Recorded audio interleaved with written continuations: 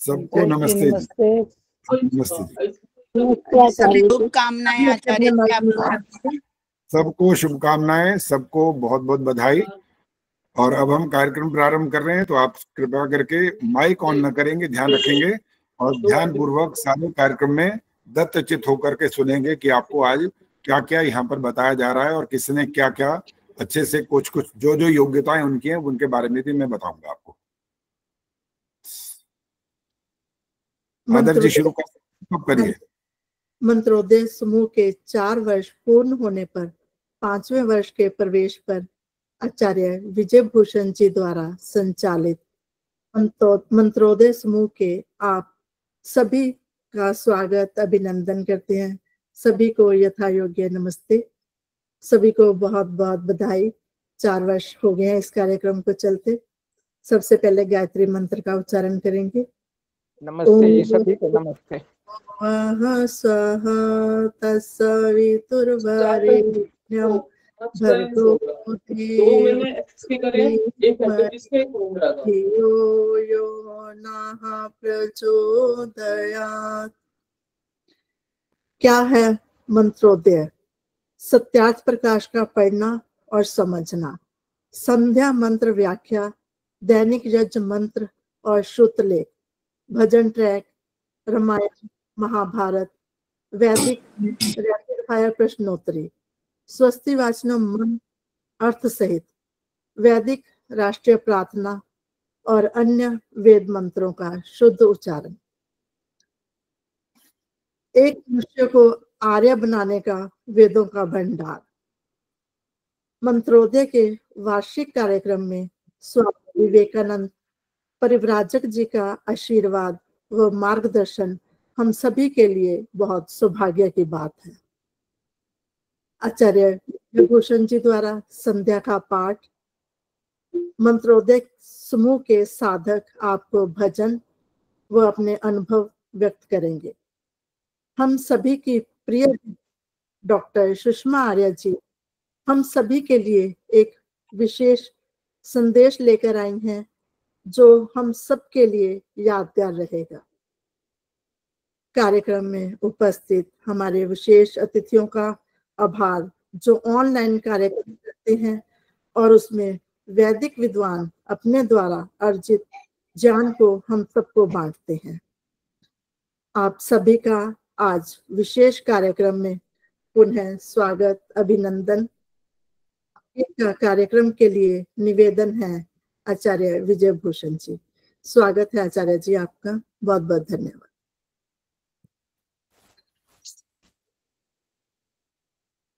जिस मंत्र से हमने 7 जुलाई 2021 को इस कार्यक्रम का शुभारंभ किया था, उस मंत्र का मैं पाठ करूंगा सबसे पहले और उसके बाद उसका अर्थ भावार्थ आपको बताऊंगा। और उसके पश्चात हम जब संध्या करेंगे तो संध्या करने का जो वास्तविक अर्थ होता है वो ये नहीं होगा। आज संध्या अच्छी प्रकार से ईश्वर का ध्यान जब किया जाता है उसे संध्या कहते हैं। यहाँ उद्देश्य कुछ दूसरा है। जो हमारे सदस्य हैं उनको तो पता है और उनको कह रखा है, और अगर उन्होंने आज पुस्तक नहीं उठाई हुई है तो वो पुस्तक उठा लें। और लोग भी जो जुड़े हुए हैं वो पुस्तक साथ में रख सकते हैं तो रखें। हम आंखें बंद करके भी संध्या का उच्चारण नहीं करेंगे, क्योंकि आपको मैं ये बोल रहा हूं कि जहां जहां जब मैं उच्चारण करूंगा और आपको लगे कि आप यहाँ पर शुद्ध उच्चारण नहीं कर पाते हैं तो पेंसिल साथ में रखें और उस शब्द के नीचे अंडरलाइन उसे करें। और फिर यदि आप चाहेंगे तो आपको व्यक्तिगत रूप से भी संध्या के मंत्र भेज दिए जाएंगे, और अन्यथा आप हमारे कार्यक्रम से जुड़ेंगे तो वहां पर आपको जो अभी आदर्श मेहता ने बताया है, संध्या के मंत्र, दैनिक यज्ञ के मंत्र, विशेष मंत्र, स्वस्ति वाचन के मंत्र, ये सब अर्थ सहित यहाँ पर बताए गए हैं, समझाए गए हैं।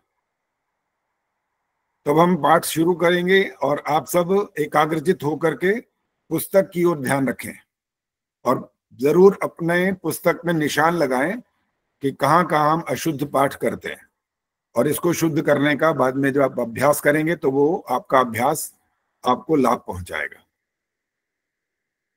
ओम सहना भवतु सहनौ भुनक्तु सह वीर्यं करवावहै तेजस्विनावधीतमस्तु मा विद्विषावहै। ओम शांति शांति शांति। सभी की साथ साथ रक्षा हो। सभी का मतलब आचार्य या गुरु एक हैं और शिष्य अनेक होते हैं, इसीलिए सभी की बात की गई है। सभी की साथ साथ रक्षा हो, सभी का साथ साथ पोषण हो, सभी साथ साथ ऊर्जा शक्ति से कार्य करें, सभी तेजस्वी हों, सभी की उच्च शिक्षा हो, आपस में विद्वेष, जलन अथवा ईर्ष्या कभी भी एक दूसरे के साथ न करें। ये इस मंत्र का भावार्थ आपके सामने रखा। और अब आप कैमरा भी ऑन रखें लेकिन माइक ऑन न करें और पुस्तक की ओर ध्यान दें, मंत्रों को ध्यान पूर्वक सुने। और जहां मैंने अभी कहा कि जहां आपको लगता है कि ये उच्चारण ठीक नहीं है, वहां पर आप उसको अंकित जरूर करें ताकि भविष्य में आप उसका सुधार कर सकें। वैदिक संध्या। ओम शन्नो देवी रभिष्टाय आपो भवन्तु पीतये संयोरभिस्रवन्तु नः।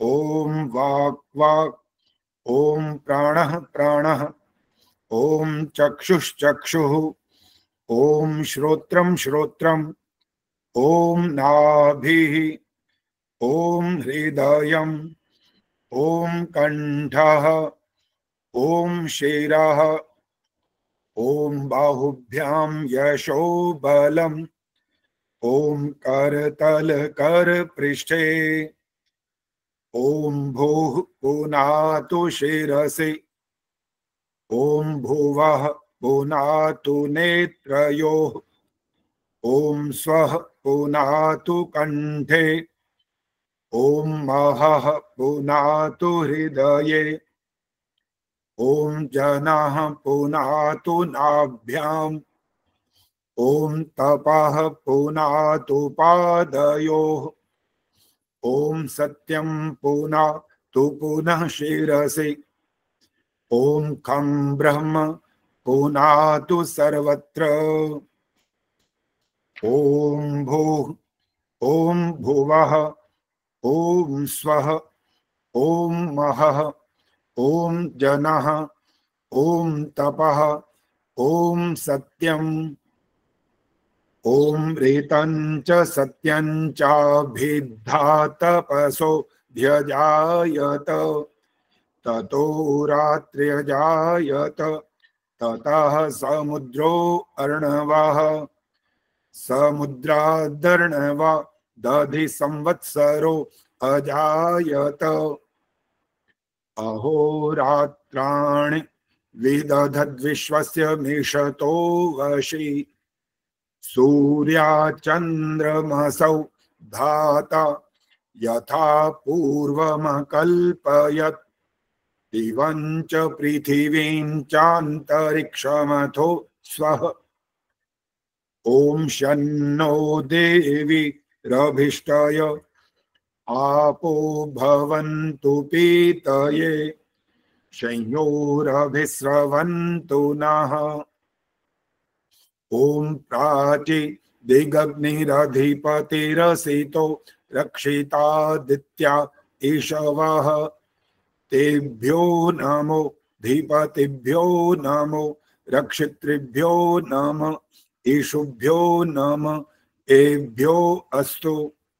योऽस्मान् द्वेष्टियं वयं द्विष्मस्तं वो जम्भे दध्मः, दक्षिणादिगिन्द्रो धीपतिस्तिरश्चिराजि, रक्षिता पितर ईशवः, तेभ्यो नमो धीपतिभ्यो नमो रक्षितृभ्यो नम ईशुभ्यो नम एभ्यो अस्तु योऽस्मान् द्वेष्टियं वयं द्विष्मस्तं वो जम्भे दध्मः प्रतीचि दिग्वरुणो धीपतिः प्रीदाकु रक्षितान्नमेषवः तेभ्यो नमो धीपतिभ्यो नमो रक्षितृभ्यो नम ईशुभ्यो नम एभ्यो अस्तु योऽस्मान् द्वेष्टियं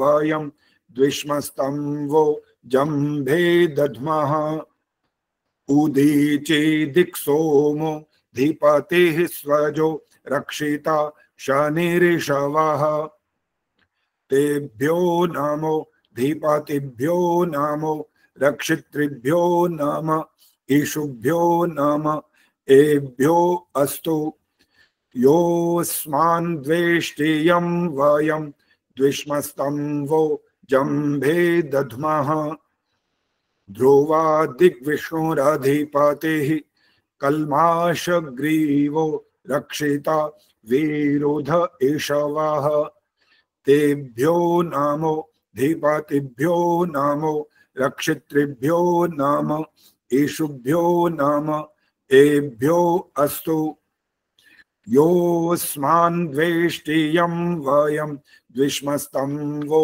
जम्भे दध्मः ऊर्ध्वा दिग्बृहस्पतिरधिपतिः श्वित्रो रक्षिता वर्षमेषवः तेभ्यो नमो धीपतिभ्यो नमो रक्षितृभ्यो नम ईशुभ्यो नम एभ्यो अस्तु योऽस्मान् द्वेष्टियं वयं द्विष्मस्तं वो जम्भे दध्मः ॐ उद्वयं तमसस्परिस्वः पश्यन्त उत्तरं देवं देवत्रा सूर्यमगन्मज्योतिरुत्तमम् उदुत्यञ्जातवेदसन् देवं वहन्ति केतवः द्विषे विश्वाय सूर्यं चित्रं देवाना मुदगादनीकं चक्षुर्मित्रस्य वरुणस्याग्नेः आप्राद्या वा पृथिवी अन्तरिक्षं सूर्य आत्मा जगतस्तस्थुषश्च स्वाहा तच्चक्षुर्देवहितं पुरस्ता शुक्रमुच्चरत् पश्येम शरदाः शतं जीवेम शरदाः शतं शृणुयाम शरदाः शतं प्रब्रवाम शरदाः शतमदीनाः स्याम शरदाः शतं भूयश्च शरदाः शतात् ॐ भूर्भुवः स्वः तत्सवितुर्वरेण्यं भर्गो देवस्य धीमहि धियो यो नः प्रचोदयात्। हे ईश्वर दयानिधे भवत्कृपयानेन जपोपासनाधिकर्मणा धर्मार्थ काम मोक्षाणां सद्यः सिद्धिर्भवेन्नः। ॐ नमः शंभवाय च मयो भवाय च नमः शंकराय च मयस्कराय च नमः शिवाय च शिवतराय च। ॐ शान्तिः शान्तिः शान्तिः। सबका बहुत बहुत धन्यवाद। आप सभी ने बहुत ही नियम पूर्वक और अनुशासन में रह करके संध्या के मंत्रों का भी श्रवण किया है, और ये भी मैं आशा करता हूं कि आपने यदि पुस्तक साथ में ली होगी तो उस पर कुछ चिन्हित भी किया होगा, और प्रयास करेंगे कि हमारा जो मंत्रोच्चारण है वो प्रत्येक मंत्र, चाहे वो संध्या का हो, यज्ञ का हो, चाहे हम स्वस्ति वाचन के मंत्रों का पाठ करते हों, चाहे शांति ग्रहण के मंत्र बोलते हो, चाहे हम वैदिक राष्ट्रीय प्रार्थना बोलते हो, कोई भी मंत्र बोलते हो, उन सभी मंत्रों का शुद्ध पाठ करने का अभ्यास हम सभी को करना चाहिए। तो आइए हम अब आगे बढ़ रहे हैं। इस कार्यक्रम के बाद अब मैं श्रीमती संतोष नंदवानी जी से निवेदन कर रहा हूं कि वो अपना भजन हमारे सामने प्रस्तुत करेंगी। श्रीमती संतोष नंदवानी जी।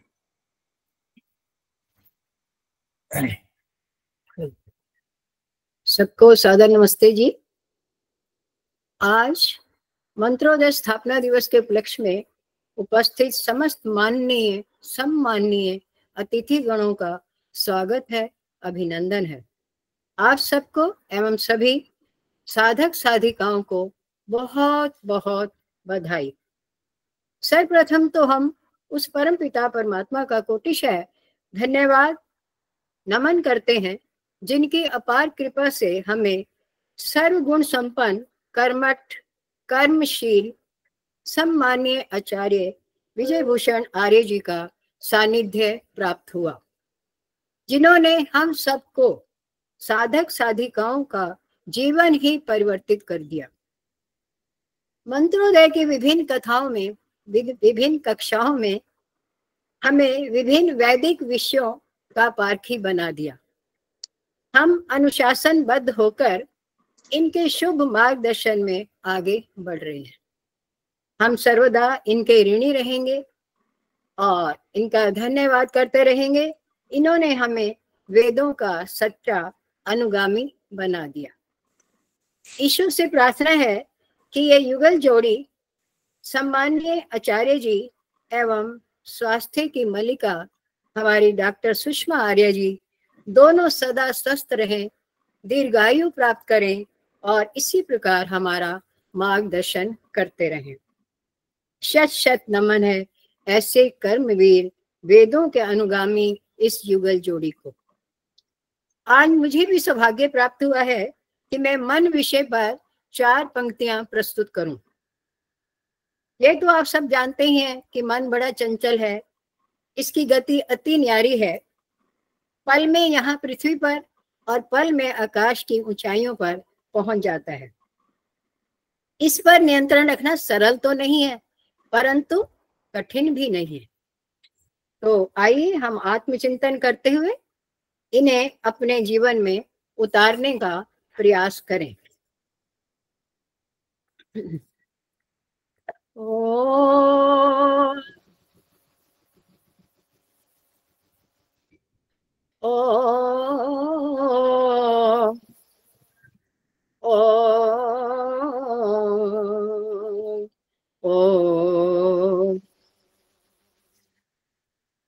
प्राणी पूछे अपने प्रभु से, प्राणी पूछे अपने प्रभु से, किस विध मिलना हो रे। प्रभु बोले तू मन को साध ले, फिर मिल जाए मोहे, फिर मिल जाए मोहे। तो आइए हम 4 पंक्तियां गुनगुनाते हैं। आ आ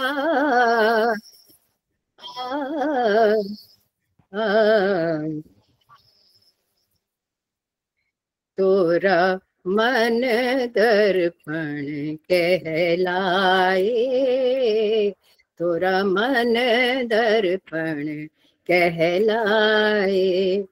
भले बुरे सारे कर्मों को,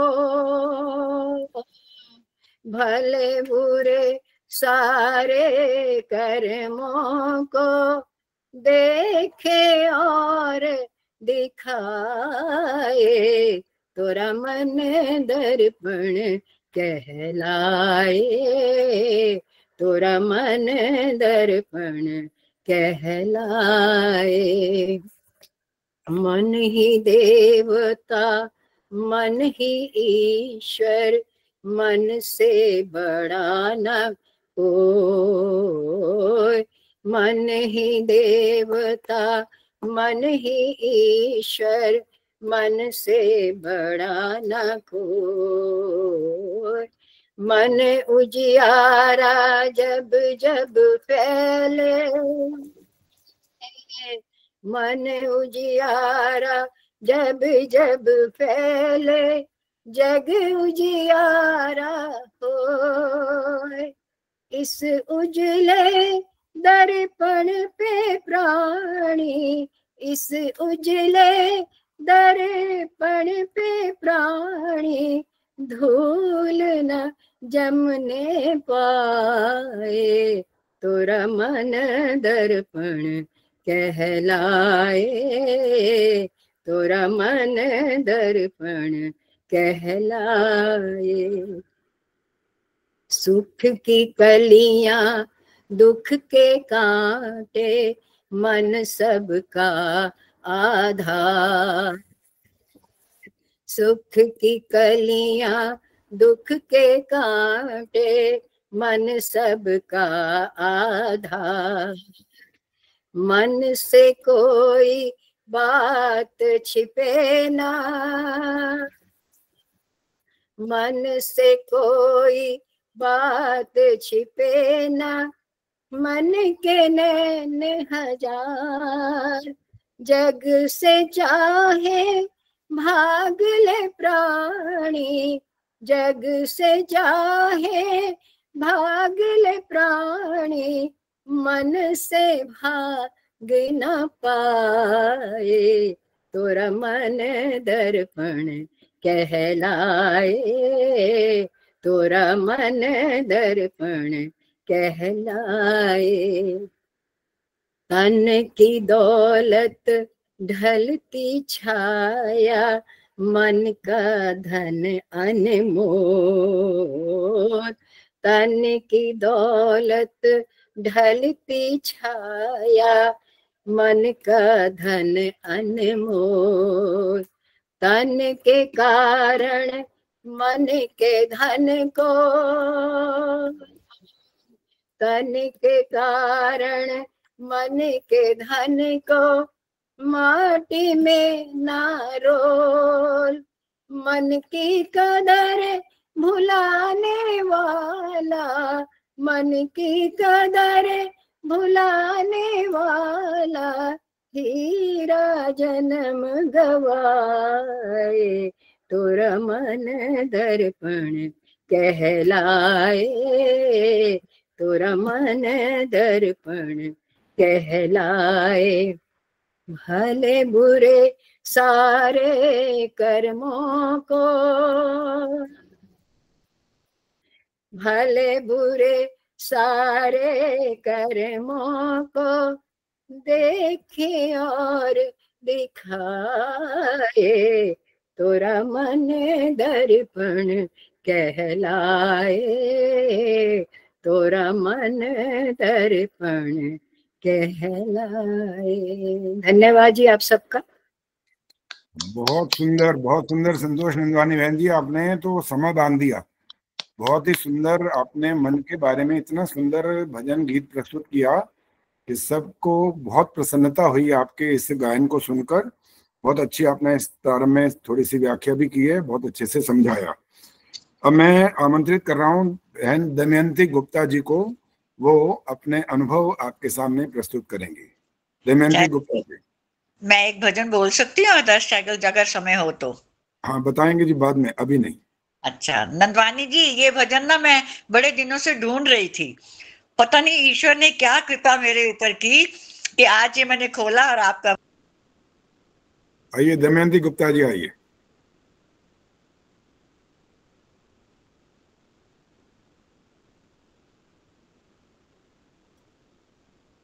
हाँ जी, दमयंती जी उपस्थित नहीं है क्या? हाँ जी आचार्य, थोड़ा सा हाँ जी नेट में थोड़ी। सभी को नमस्ते जी। नमस्ते श्रद्धेय स्वामी जी, आदरणीय आचार्य जी व आचार्य जी, सभी साधक भाई बहन व सम्माननीय अतिथिगण, सभी को मेरा सादर नमन, अभिनंदन, वंदन। बड़े हर्ष का विषय है कि हम मंत्रोदय समूह के सफलतम 4 वर्ष पूर्ण कर आज 5वें वर्ष में प्रवेश कर रहे हैं। और अपना स्थापना दिवस भी हम बहुत ही उल्लास पूर्वक मनाने के लिए यहाँ सभी एकत्रित हुए हैं। विगत वर्षों में हमने क्या क्या सीखा, हमें क्या परिवर्तन आए, वह ज्ञान की वृद्धि हुई। और एक विशेष बात और बताना चाहूंगी, इन वर्षों में हम अपने आचार्य विजय भूषण जी की विभिन्न कलाओं से भी परिचित हुए और प्रेरित हुए। ऐसे सर्वगुण संपन्न हमारे प्रेरणा स्रोत आचार्य जी का सानिध्य सौभाग्य से हमें मिला है। परमपिता परमात्मा से प्रार्थना करते हैं आपका स्नेह व आशीर्वाद यूं ही हम सब साधक साधिकाओं पर बना रहे और हम निरंतर ज्ञान के सोपान पर चढ़ते रहें। इन्हीं अनुभवों का समावेश मैंने अपनी स्वरचित कविता में प्रस्तुत करने का प्रयास मैं कर रही हूँ। मैंने स्वयं ने ये कविता लिखी है, अनुभवों के आधार पर आपके सामने ये प्रस्तुत है। बहुत गलतियां कर चुके हम, बहुत गलतियां कर चुके हम, नादानी बहुत भारी है, नादानी बहुत भारी है। मन मस्तिष्क आंखें खुल गई, मन मस्तिष्क आंखें खुल गई, अब तो शुद्ध की तैयारी है। इस मंत्रोदय ग्रुप का जो मुख्य उद्देश्य था वो शुद्ध के प्रति ही युद्ध है। हमें बहुत शुद्ध हर चीज को समझना है, बोलना है। हमारे आचार्य जी का यही प्रयत्न है, लिखना भी हमें शुद्ध है। तो ये इसी शुद्ध के लिए हम तैयारी कर रहे हैं। आप जगे औरों को जगाया, अब तो शुद्ध की बारी है, अब तो शुद्ध की बारी है। शुद्ध के लिए जो युद्ध करे, शुद्ध के लिए जो युद्ध करे, बोलो बोलो कौन है वो, मंत्रोदय मंत्रोदय मंत्रोदय मंत्रोदय। वेद उपनिषद, वेद उपनिषद सत्यार्थ प्रकाश, वेद उपनिषद सत्यार्थ प्रकाश। गीता रामायण राष्ट्र समाज, गीता रामायण राष्ट्र समाज, सब पर डाला है प्रकाश, सब पर डाला है प्रकाश। प्रवचन सुनते सत्संग करते, प्रवचन सुनते सत्संग करते, लकीर के फकीर बने रहे, लकीर के फकीर बने रहे। कभी ना शुद्ध पर ध्यान दिया था, कभी ना शुद्ध पर ध्यान दिया था, हमको जगाया किसने, बोलो बोलो कौन है वो, बोलो बोलो कौन है वो, मंत्रोदय मंत्रोदय। लेखन वाचन भाषण गायन, लेखन वाचन भाषण गायन। परीक्षा प्रतियोगिता की भरमार, परीक्षा प्रतियोगिता की भरमार।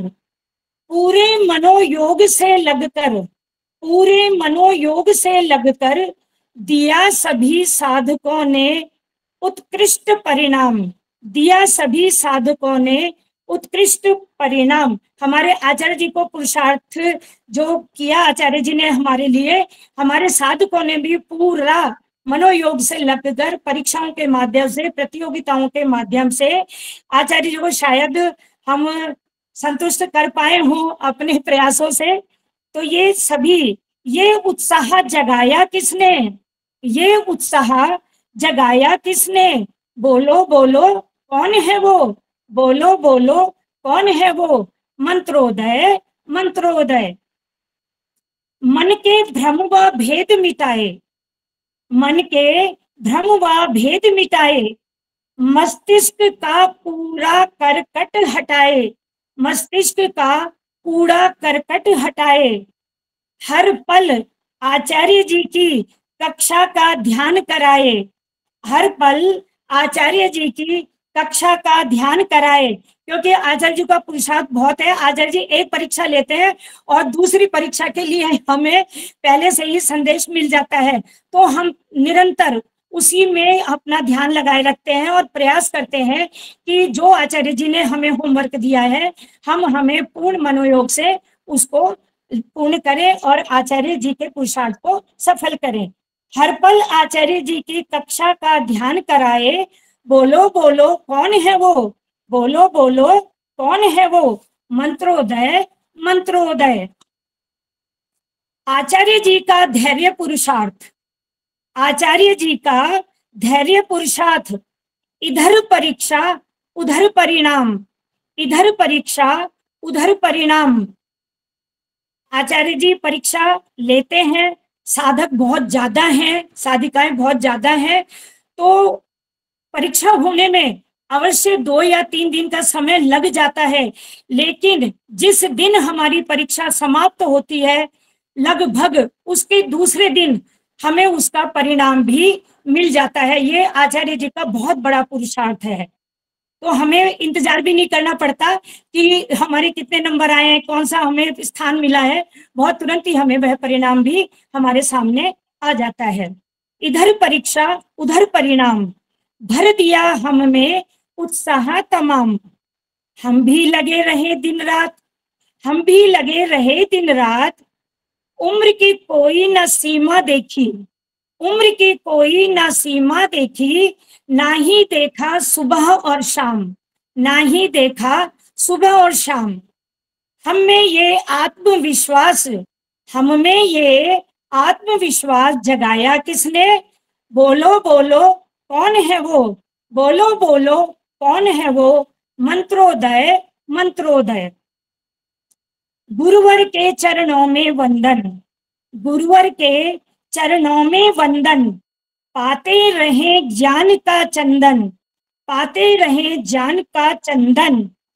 ऑनलाइन कार्यक्रमों का सरताज, ऑनलाइन कार्यक्रमों का सरताज, बोलो बोलो कौन है वो, बोलो बोलो कौन है वो, मंत्रोदय मंत्रोदय मंत्रोदय मंत्रोदय। बहुत बहुत धन्यवाद सभी का।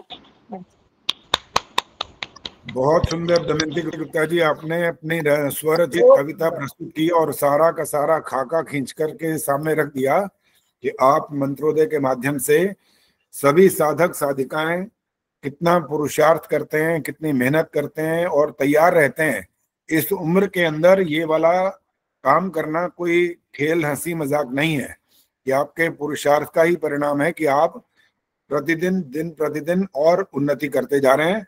बहुत बहुत साधुवाद। और मैं अब निर्मल डावरा जी को आमंत्रित कर रहा हूं, वो अपनी संक्षिप्त कविता हमारे सामने प्रस्तुत करेंगी। श्रीमती निर्मल डावरा। नमस्ते आचार्य जी।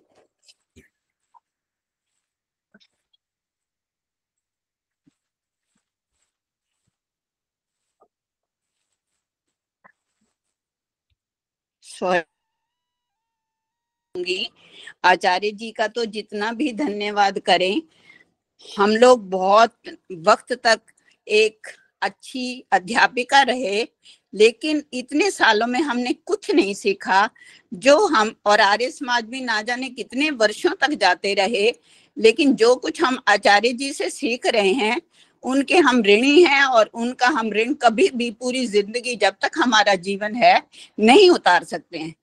पता नहीं कहाँ कहाँ से वो उन्होंने हमें ज्ञान दिया, वो ज्ञान के भंडार हैं और उनके हम सब साधक साधिकाएं ऋणी हैं। इसलिए मैं ज्यादा भूमिका ना बांधती हुई छोटी सी एक कविता देशभक्ति की प्रस्तुत करने जा रही हूँ। आशा है आपको ठीक लगेगी। चाहती हूँ कि कोई नेक काम हो जाए, चाहती हूँ कि कोई नेक काम हो जाए, मेरी हर सांस देश के नाम हो जाए, मेरी हर सांस देश के नाम हो जाए।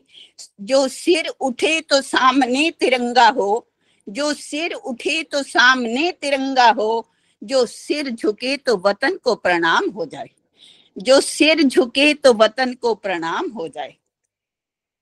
कथानक व्याकरण समझें तो सुरभित छंद हो जाएं, हमारे देश में फिर से सुखद मकरंद हो जाए। मेरे ईश्वर, मेरे ईश्वर, मेरे दाता, मैं मांगती तुझसे युवा पीढ़ी संभल करके दयानंद हो जाए, युवा पीढ़ी संभल करके दयानंद हो जाए। खड़ा नगराज धरती के समन्वित भाल जैसा है, यहाँ की संस्कृति का रूप शुभ टकसाल जैसा है। कोई उपमा में सारे विश्व को कह दे शिवालय तो, कोई उपमा में सारे विश्व को कह दे शिवालय तो, हमारा देश पावन आरती के थाल जैसा है, हमारा देश पावन आरती के थाल जैसा है। देश की समृद्धि सुख शांति के लिए, भटकन भावना की भांति के लिए, परिदृश्य देख के तैयारी कर ले, आने वाली नई किसी क्रांति के लिए। पैदा हर सांस में लगन कर ले, शीतल कलेजे की अगन कर ले, माँ के लिए जीवन हवन कर ले, जन्नत से बढ़ के वतन कर ले। जय हिंद वंदे मातरम, जय हिंद वंदे मातरम। कभी कभी ऐसे भी भजन कर ले, कभी कभी ऐसे भी भजन कर ले। हंसते हंसते फांसी चढ़कर अपनी जान गंवा दी, और हमें बदले में दे दी ये पावन आजादी, ये पावन आजादी। मंगल का जिंदा यहाँ स्वाभिमान है, जरा जरा इनकलाब विद्यमान है। शेखर सुभाष आशुपात की कसम, हर देश भक्त में भरा गुमान है। जिंदा है संवर कर अंडमान में, इसकी पताका फहरे जहान में। उनके बलिदानों का ही परिणाम, खुशियां ही खुशियां हैं हिंदुस्तान में, खुशियां हैं हिंदुस्तान में। मन मेरे खुद को मगन कर ले, अमर शहीदों को नमन कर ले। जय हिंद वंदे मातरम। कभी कभी ऐसे भी भजन कर ले, कभी कभी ऐसे भी भजन कर ले। लाख बवंडर उठे खड़े हों विपदाओं की आंधी, संग खड़े मिल जाएंगे तुमको शेखर बिस्मिल गांधी, संग खड़े मिल जाएंगे तुमको शेखर बिस्मिल गांधी। अपने तिरंगे को उठाए रखना, अपने तिरंगे को उठाए रखना। हरा भरा यहाँ उपवन कर ले, ईर्ष्या जलन को दफन कर ले। राष्ट्र भक्ति की गाथाओं ने सोई आस जगा दी, किसी तौर से हो ना पाए अब इसकी बर्बादी। जय हिंद वंदे मातरम। कभी कभी ऐसे भी भजन कर ले, कभी कभी ऐसे भी भजन कर ले। सारे मिलके बोलेंगे भारत माता की जय, भारत माता की जय, भारत माता की जय। सब साधक साधिकाओं को और आचार्य जी का बहुत बहुत बहुत बहुत धन्यवाद। निर्मल डावरा जी, आपने देशभक्ति की कविता प्रस्तुत करके बहुत ही सुंदर एक ऐसा वातावरण तैयार किया कि हम जैसे प्रतिदिन आध्यात्म के क्षेत्र में कार्य कर रहे हैं, और आपने जो इस समय देशभक्ति की बात की है, दोनों का समावेश होना अनिवार्य है। बहुत बहुत धन्यवाद, बहुत बहुत साधुवाद। आचार्य जी आपका बहुत बहुत धन्यवाद, मैं आपकी पूरी ऋणी हूँ। धन्यवाद। आज के हमारे इस कार्यक्रम के जो आयोजन हम यहाँ कर रहे हैं, उसमें हमारे जो अतिथि हैं वो हमारे साथ जुड़े हुए हैं। मैं उन सबको उनका नाम लेना चाहता हूं और उनको हृदय से आभार व्यक्त करना चाहता हूं।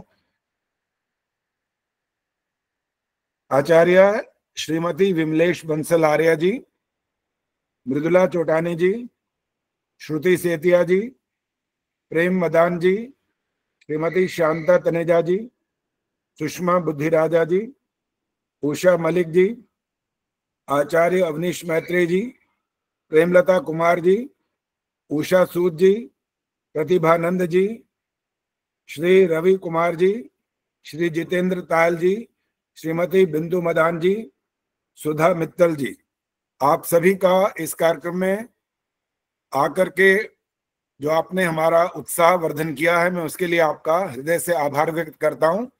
और जो आपको संक्षिप्त रूप में यहाँ पर हमारे जो साधक हैं वो बता रहे हैं कि इस मंत्रोदय के कार्यक्रम में हम यहाँ पर क्या क्या प्रयास कर रहे हैं, कितना पुरुषार्थ कर रहे हैं। इतनी बड़ी उम्र के होने के बावजूद जो हमारे सबसे वयोवृद्ध हैं, उनका नाम मैं बाद में कहूंगा, वो 90 वर्ष की हो गई हैं, लेकिन उसके बावजूद भी वो भी इन प्रतियोगिताओं में सोत्साह भाग लेती रही हैं। तो आप इन सभी के लिए जो आपने यहाँ प्रस्तुत, आप आए हैं यहाँ पर और आपने इस कार्यक्रम में अपनी उपस्थिति दर्ज की है, उसके लिए मैं आपका हृदय से आभार व्यक्त करता हूँ। अब मैं निवेदन कर रहा हूँ श्रीमती रजनी गर्ग से, वे अपने अनुभव आपके सामने रखेंगी और इनके बाद गीता तिवारी जी तैयार हैं, उनका भजन होगा। श्रीमती रजनी गर्ग।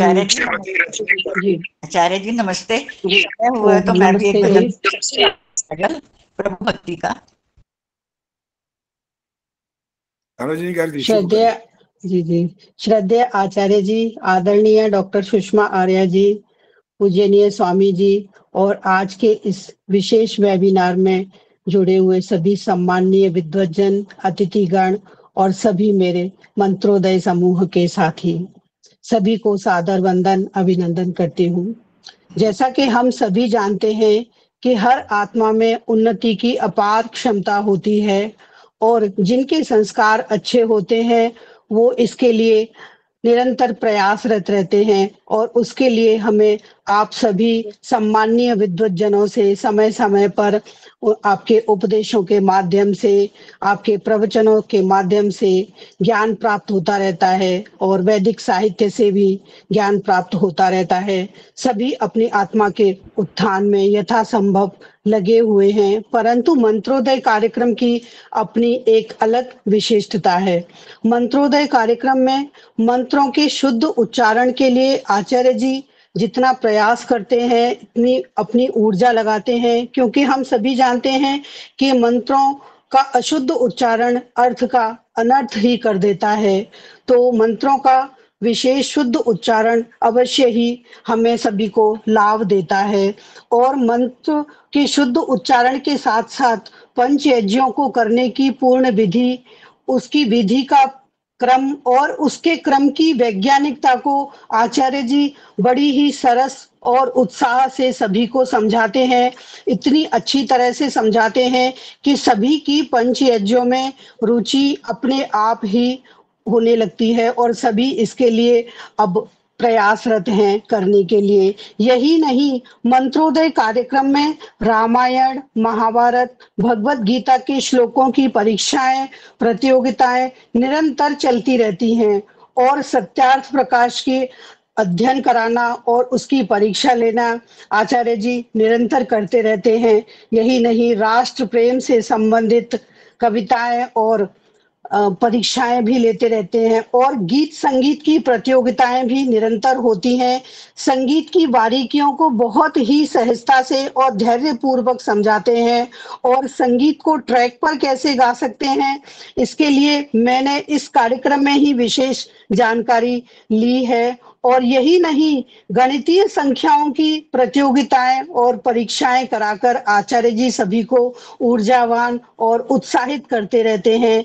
एक परीक्षा समाप्त होती है और उससे पहले ही दूसरी परीक्षा का संदेश आ चुका होता है, जैसा कि अभी मेरी बहन दमयंती जी ने भी बताया था। आचार्य जी का उद्देश्य इस सबके पीछे स्पष्ट है कि हम सभी वैदिक विचारधारा में आए और हम आगे भी इस वैदिक विचारधारा को भविष्य की पीढ़ी को सौंपें। जैसा कि आचार्य जी हमें सिखा रहे हैं, वैसे ही हम भी आगे ये सब प्रयत्न करें। सभी ओम ध्वज के नीचे आए और सभी महर्षि दयानंद के ऋण से उऋण होवें। मैं इस कार्यक्रम से जुड़ी हुई हूँ, इसके लिए मैं अपने को अति सौभाग्यशाली समझती हूँ। आप सभी का बहुत बहुत धन्यवाद, आचार्य जी का बहुत बहुत धन्यवाद कि हम सभी को इस प्रकार की शिक्षाएं प्रदान करें। ओम नमस्ते। बहुत सुंदर श्रीमती रजनी गर्ग जी, आपने सरल सुंदर शब्दों में सारी अपनी बात को हमारे यहाँ सबके सामने प्रस्तुत किया। आपका बहुत बहुत धन्यवाद, साधुवाद। अब मैं निवेदन कर रहा हूँ श्रीमती गीता तिवारी से, वो अपना भजन प्रस्तुत करेंगी। ओ श्रद्धेय आचार्य जी को मेरा सादर नमस्ते, प्रणाम। पधारे हुए अतिथि, सम्मान्य अतिथि गणों को भी मेरा बहुत बहुत नमस्ते, प्रणाम। और मेरे साधक और साधिकाएं बहन भाइयों को भी मैं सादर नमस्ते करती हूँ। आज बहुत सौभाग्यशाली अपने आप को समझ रही हूँ जो मैं मंत्रोदय से जुड़ी और अपने आप को धन्य पाया। आचार्य जी के साथ मंत्रोदय में जुड़ करके जो मैंने प्राप्त किया वह मैं अपने जीवन में वैसे कभी भी नहीं प्राप्त कर सकती जो मुझे इनके छत्र छाया में प्राप्त हुआ। मैं सदा ही आचार्य जी की ऋणी रहूंगी और सब लोगों से जुड़ करके बहुत कुछ सीखा है। बहन भाइयों से भी, खास दमयंती जी ने मुझे प्रेरित किया, उनके लिए मैं उनकी भी हमेशा ऋणी रहूंगी जो मुझे इस मार्ग में उन्होंने मुझे सत्य मार्ग दिखाया। और बाद में आचार्य जी के छत्र छाया में आकर के मैंने बहुत कुछ प्राप्त किया, उसके लिए मैं बहुत बहुत धन्यवाद करती हूँ। और आज जो मुझे यह सौभाग्य मिला, मैंने छोटा सा प्रयास करा अपना स्वरचित बधाई गीत अपने शब्दों में जो आपको प्रस्तुत करती हूँ। यदि कोई गलती हो तो प्लीज मुझे क्षमा करना।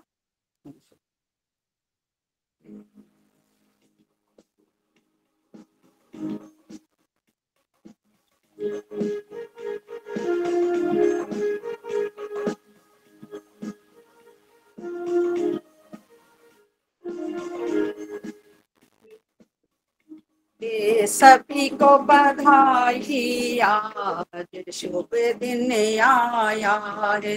ते सभी को बधाई, आज शुभ दिन आया है। आया है जी, आया है, आया है जी, आया है। मिली सभी को खुशी अपार, शुभ दिन आया है। मिली सभी को खुशी अपार, शुभ दिन आया है। मंत्रोदय में शिक्षा पाई, साधकों ने भी करी चतुराई। हमें मिला बहुत ही प्यार, शुभ दिन आया है। हमें मिला बहुत ही प्यार, शुभ दिन आया है।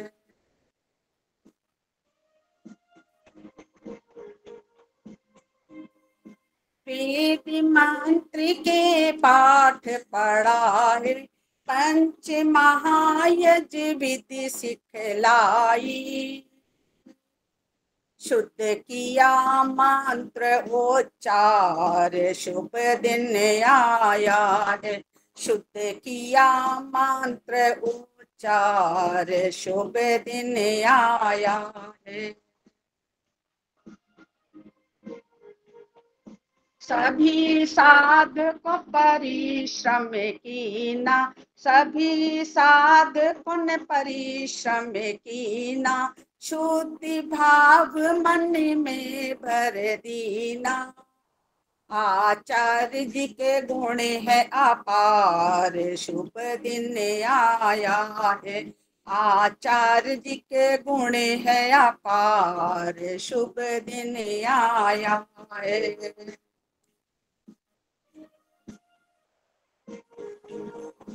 ईश्वर से है यही कामना, हर दिल की है यही प्रार्थना। ईश्वर से है यही कामना, हर दिल की है यही प्रार्थना। परिवार रहे खुशहाल, शुभ दिन आया है। परिवार रहे खुशहाल, शुभ दिन आया है। जी को कोटि प्रणाम, शुभ दिन आया है। हम पर किया उपकार, शुभ दिन आया है।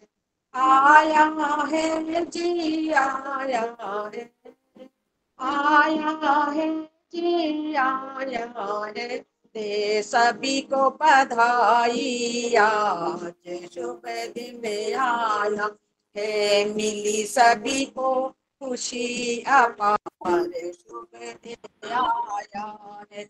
मिली सभी को खुशी अपार, शुभ दिन आया है। बहुत बहुत धन्यवाद। बहुत बहुत सुंदर गीता तिवारी जी, आपने पूरे मंत्रोदय परिवार को शुभकामनाएं प्रदान की हैं और कहा कि ये परिवार इसी प्रकार से लगातार और नित्य प्रति उन्नत होता रहे। और बहुत सुंदर आपने संगीत के साथ अपने भजन को प्रस्तुत किया। बहुत बहुत साधुवाद। अब मैं श्रीमती प्रेमहंस आर्या जी से निवेदन कर रहा हूं कि वो आए और अपना अनुभव हमारे सामने प्रस्तुत करें। श्रीमती पूज्याचार्य जी, राजकुमारी सरदाना के 2-4 मिनट दे देना प्लीज। अच्छा जी, अभी सुन लिया, अभी देखते हैं, समय रहेगा तो जरूर दूंगा।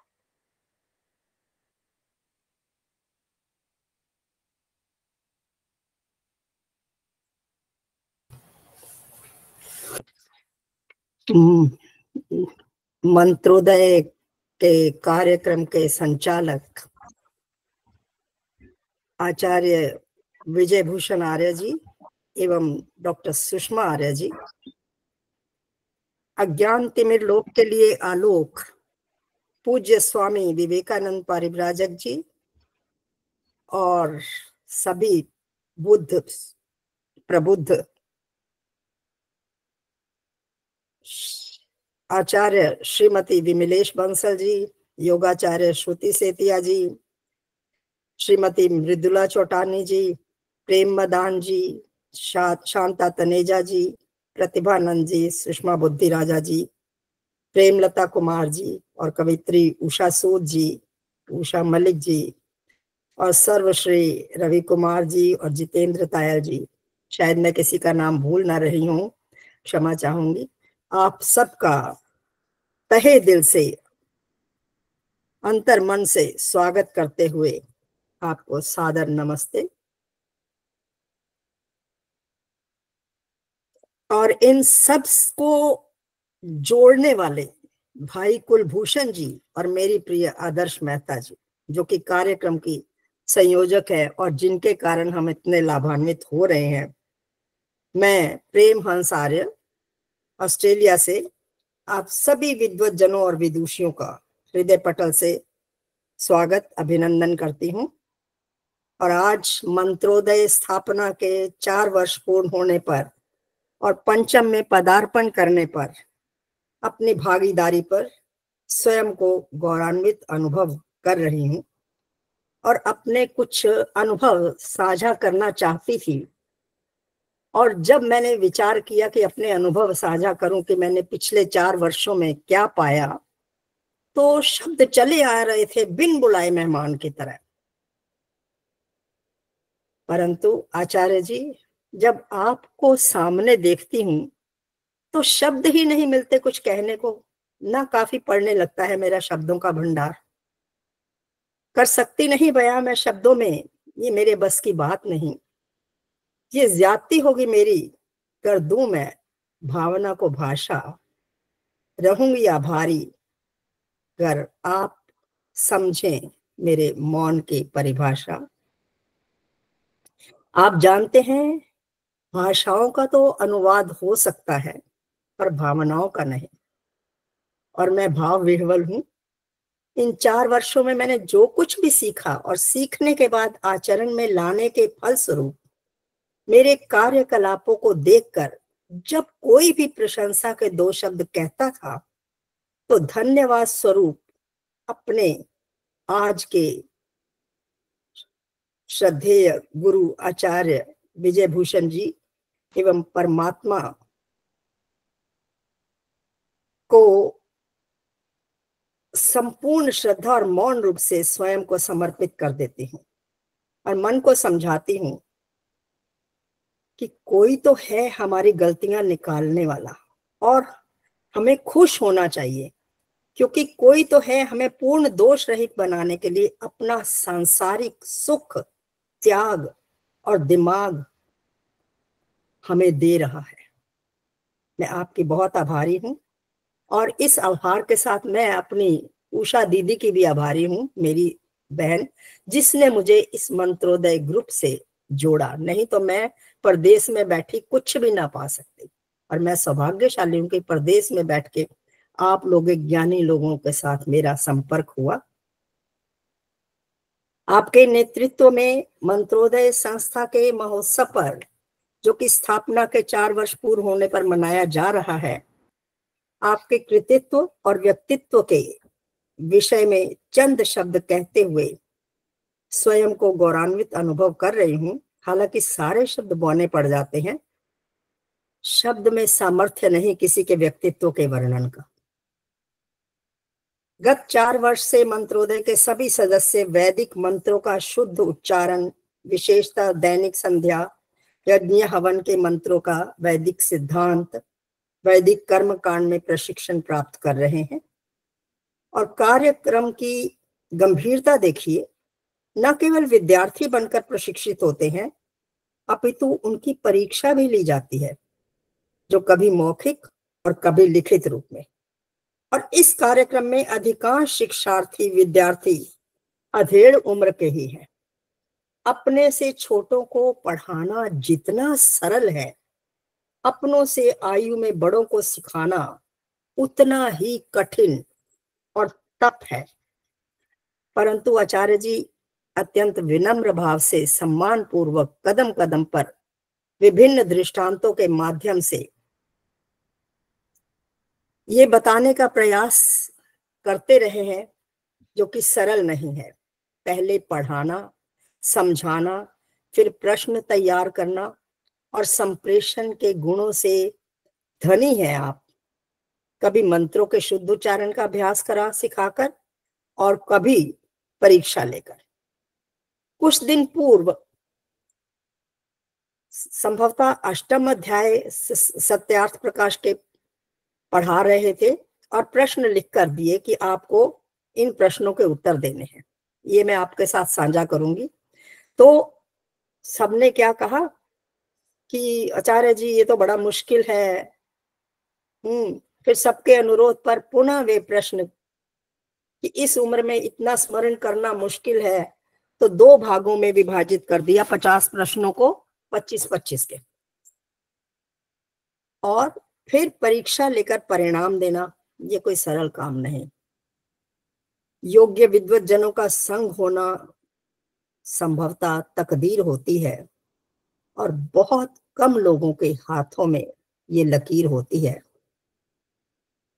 मंत्रोदय अर्थात मंत्रों के माध्यम से सभी के उत्तरोत्तर ज्ञान में वृद्धि हो, इस भावना से प्रेरित ये संस्था अद्वितीय है, जिसने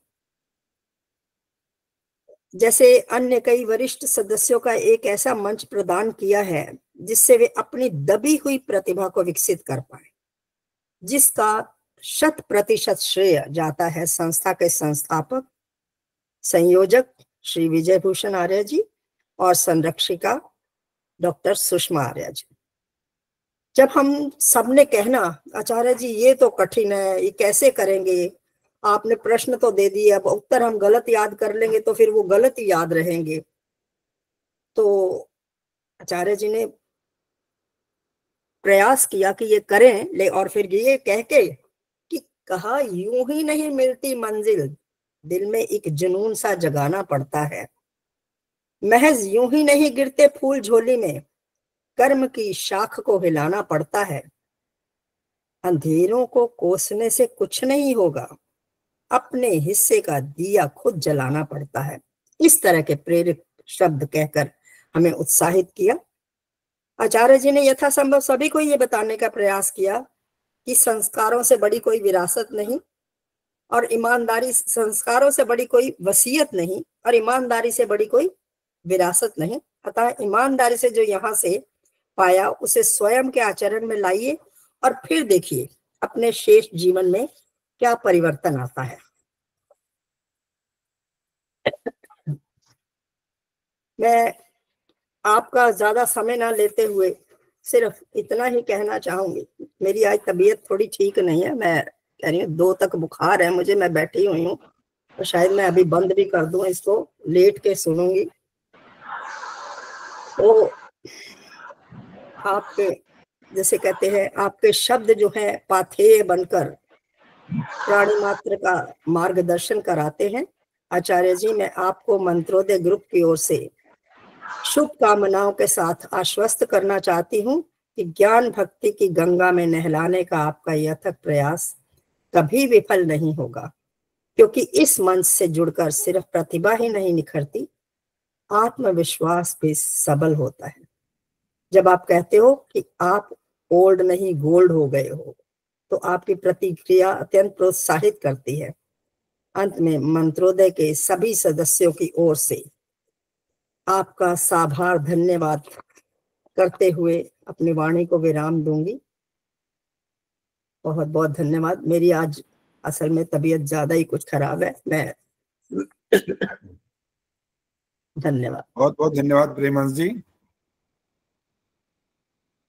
बहुत अच्छे से सारी बात को आपने यहाँ पर सबके सामने रखा, अपने अनुभव भी बताए और अपने सभी साधकों की तरफ से जो आपने धन्यवाद भी किया। बहुत बहुत आपको साधुवाद। मैं निवेदन अब कर रहा हूं हमारी बहन आचार्य विमलेश बंसल आर्य जी से कि 2 मिनट के लिए वो अपना आशीर्वाद कहें या अपना संदेश कहें, वो हमारे सामने रखेंगी। आचार्य विमलेश बंसल जी आर्य।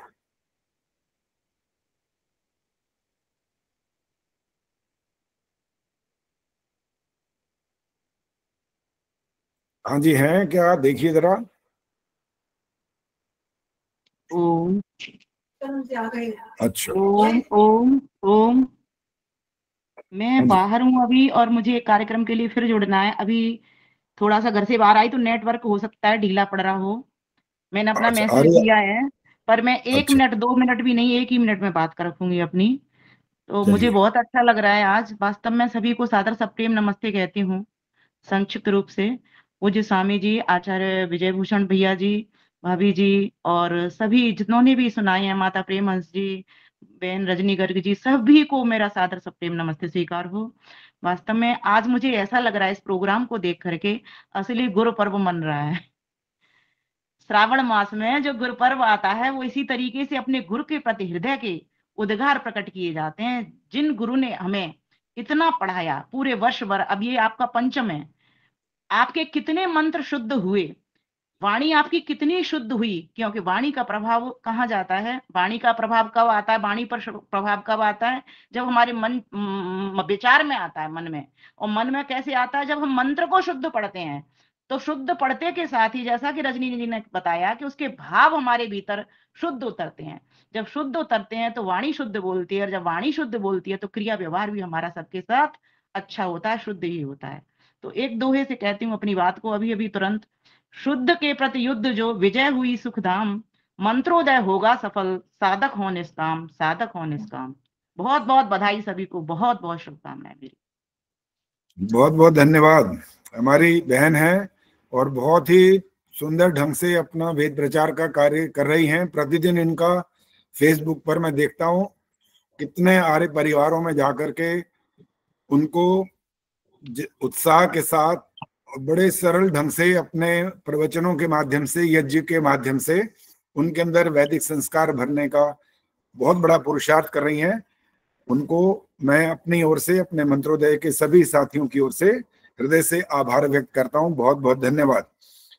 पूज्य स्वामी जी हमारे बीच उपस्थित हो चुके हैं और उनको मैं जब आमंत्रित करूंगा उनसे पहले मैं आप सबको जो यहाँ उपस्थित हैं, हमारे बहुत सारे अतिथि अभी यहाँ पर उपस्थित होंगे, तो निवेदन करना चाहता हूं कि इन 4 वर्षों में क्या क्या प्राप्त किया है इन सभी ने। 7 जुलाई 2021 को मेरे द्वारा मंत्रोदय समूह का निर्माण किया गया। इसका उद्देश्य था आर्य जनों में स्वाध्याय के प्रति रुचि उत्पन्न करना, वैदिक संध्या यज्ञ आदि के मंत्रों का शुद्ध उच्चारण सिखाना, इन मंत्रों के अर्थ बताना, गायन प्रतिभा के विकास हेतु संगीत के ट्रैक बनाकर भजन गायन प्रतियोगिता कराना, वैदिक सिद्धांतों की जानकारी देना, हिंदी और संस्कृत भाषा को शुद्ध रूप से लिखने हेतु श्रुतलेख एवं सुलेख प्रतियोगिताओं का आयोजन करना, रामायण, महाभारत, गीता, वेद, उपनिषद, महापुरुष, देशभक्त आदि विषयों से संबंधित प्रश्नोत्तरी प्रतियोगिता का आयोजन करना तथा इन प्रतियोगिताओं के सफल प्रतियोगियों को प्रमाण पत्र देकर साधकों का उत्साहवर्धन करना तथा सत्यार्थ प्रकाश पढ़ाकर परीक्षा लेना शामिल है। प्रत्येक परीक्षा प्रतियोगिता में लगभग 60 सदस्य सोत्साह भाग ले रहे हैं। सबसे अधिक उम्र की माताजी श्रीमती स्वराज गुप्ता जी हैं, जो 90 वर्ष की हैं। वे भी इन परीक्षाओं में सोत्साह भाग लेती हैं और अनेक बार पुरस्कार प्राप्त कर चुकी हैं। वर्ष 2021 से 2025 तक की जो प्रतियोगिताएं हुई हैं, सबसे पहले मैं 2024 और 25 की जो इस वर्ष की प्रतियोगिताएं हैं उनका संक्षिप्त विवरण दे रहा हूं। हमने इस वर्ष 15 प्रतियोगिताएं आयोजित की हैं। सत्यार्थ प्रकाश नवा समोल्लास, प्रश्न संख्या 26 से 50, संध्या मंत्र व्याख्या, श्रुतलेख, संगीत ट्रैक बना करके भेजा और मेरा स्वयं रचित भजन था वेदों का इस जहां में। इसके बाद कविता लेखन, सत्यार्थ प्रकाश, फिर 10वां समोल्लास पढ़ाया गया और इसके 1 से 25 प्रश्नों को इनसे पूछा गया। इसके पश्चात रामायण प्रश्नोत्तरी, फिर इसके बाद देशभक्ति से संबंधित रैपिड फायर क्वेश्चन जिसको बोलते हैं, प्रश्न करते जाना और तुरंत उसका उत्तर प्राप्त करना। इसके पश्चात दैनिक यज्ञ मंत्र उच्चारण जिसका पहला भाग था वो संपन्न हो चुका। सत्यार्थ प्रकाश 10वां समोल्लास, प्रश्न संख्या 26 से 50। इसके बाद स्वस्ति वाचन के मंत्रों को 1 से 10 मंत्रों तक उनका उच्चारण सुना गया। इसके बाद फिर संगीत ट्रैक बना करके भेजा, राष्ट्रीय प्रार्थना मंत्र और अर्थ सहित। 13वीं प्रतियोगिता कराई गई, स्वस्ति वाचन मंत्र 11 से 20 तक संख्या में से इनसे सुने गए। और 14वीं प्रतियोगिता थी श्रुतलेख, स्वस्ति वाचन के मंत्रों के जो शब्द हैं उनकी प्रतियोगिता। और इस वर्ष की अंतिम प्रतियोगिता स्वस्ति वाचन के जो 21 से 31 तक मंत्र थे उनको सुना गया। इस वर्ष जो प्रथम स्थान प्राप्त किया, जो 15 प्रतियोगिताएं मैंने आपको बताई हैं, इनमें सर्वप्रथम स्थान प्राप्त करने वाली वही हैं जिन्होंने अभी आपके सामने अपनी बात रखी है, श्रीमती प्रेम हंस आर्या जी। आप इनके लिए तालियां बजा करके आप इनका उत्साह बढ़ाएं। और मैंने जैसे कहा था कि हम केवल परीक्षा लेकर के समाप्त नहीं करते, बाकायदा उनको अंक बताते हैं। तो 589 अंक लेकर के सर्वप्रथम स्थान पर आई हैं। इनके बाद द्वितीय स्थान पर हैं दमयंती गुप्ता जी, 587 अंक हैं इनके। तृतीय स्थान पर हैं श्रीमती पद्मा चावला जी, 584 अंक हैं। इनके बाद हैं रजनी गर्ग जी 583 अंक से। इनके पश्चात गायत्री गुप्ता जी हैं 563 अंक, सुषमा सरदाना जी हैं 561 अंक, शिक्षा शर्मा जी के भी 561 अंक हैं, रेखा गर्ग जी इनके 552 अंक हैं, सुनीता अरोड़ा जी इनके 552 अंक हैं और अंजू विद्यार्थी इनके 550 अंक हैं। अब आप जो कुछ सुनेंगे आप शायद दांतों तले उंगली दबा लें। इन 4 वर्षों में कितनी प्रतियोगिताएं कराई हैं, कुल मिलाकर के मंत्रोदय की 42 प्रतियोगिताएं मैंने कराई हैं। और इसके अंदर प्रतियोगी जो भाग लेने वाले थे, ये सदस्य ही हैं हमारे, 2080 बार इन्होंने प्रतियोगिता में भाग लिया है और कुल मिलाकर के 882 पुरस्कार इन्होंने प्राप्त किए हैं। प्रथम पुरस्कार प्राप्त करने वाले 250 हैं, द्वितीय पुरस्कार प्राप्त करने वाले 243 हैं, तृतीय स्थान प्राप्त करने वाले 219 हैं और सांत्वना पुरस्कार प्राप्त करने वाले 170 हैं। इनके अतिरिक्त हमने 2021 के बाद एक बच्चों के लिए भी एक कार्यक्रम बनाया था जिसका नाम रखा था बाल विचारोदय। उन बच्चों को भी हवन संध्या का शुद्ध उच्चारण करना सिखाया और साथ साथ जैसे इनकी प्रतियोगिताएं कराई हैं वैसे उन बच्चों की भी प्रतियोगिताएं या परीक्षाएं ली हैं। उनकी 9 प्रतियोगिताएं कराई और 383 बच्चों ने उसमें भाग लिया था। 86 बच्चों ने उसमें प्रथम स्थान प्राप्त किया। 10 बच्चों ने 86 बच्चे कुल थे उनमें भाग लेने वाले।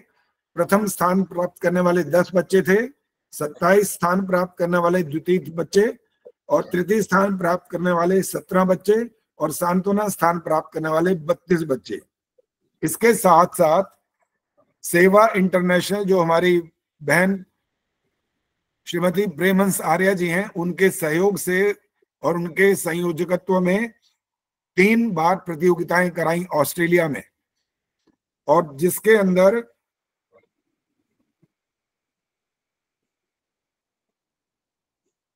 125 प्रतियोगियों ने भाग लिया।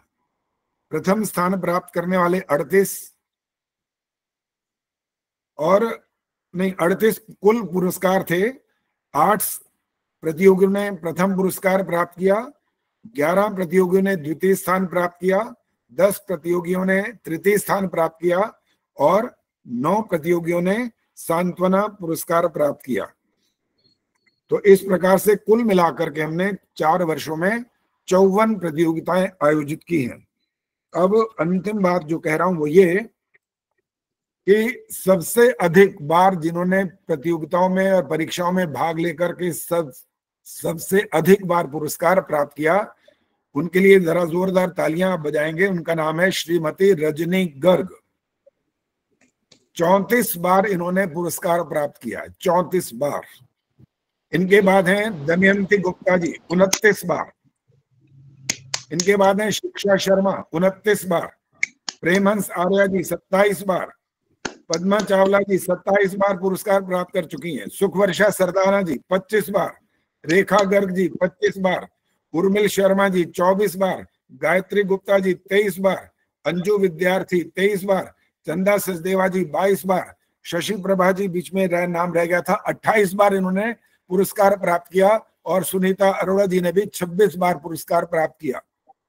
मिथिलेश मंगला जी 22 बार, गीता तिवारी जिन्होंने भजन सुनाया था 21 बार पुरस्कार प्राप्त किया, संतोष नंदवानी जी 20 बार, सुषमा सरदाना जी 20 बार, सुमन बत्रा जी 18 बार, सुशीला ढाका जी 18 बार, आदर्श मेहता जी 17 बार, रोशनी आर्या जी 17 बार, पूजा मित्रा जी 16 बार, सविता कपूर, रचना धनकर, सरला गुप्ता, इन तीनों ने 16 बार पुरस्कार प्राप्त किया।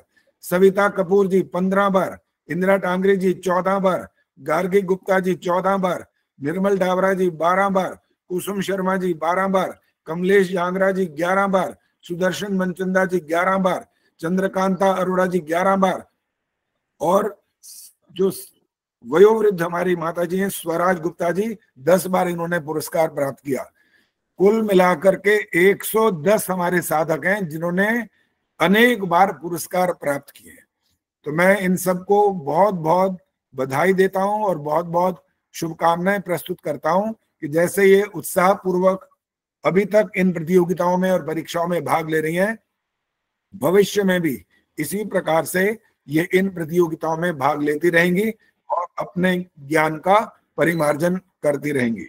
तो स्वामी जी को आमंत्रित करने से पूर्व मैं राजकुमारी सरदाना जी से 1 मिनट के लिए केवल कहूंगा, प्रार्थना करूंगा कि वो अपना विचार हमारे सामने रखें। राजकुमारी सरदाना जी।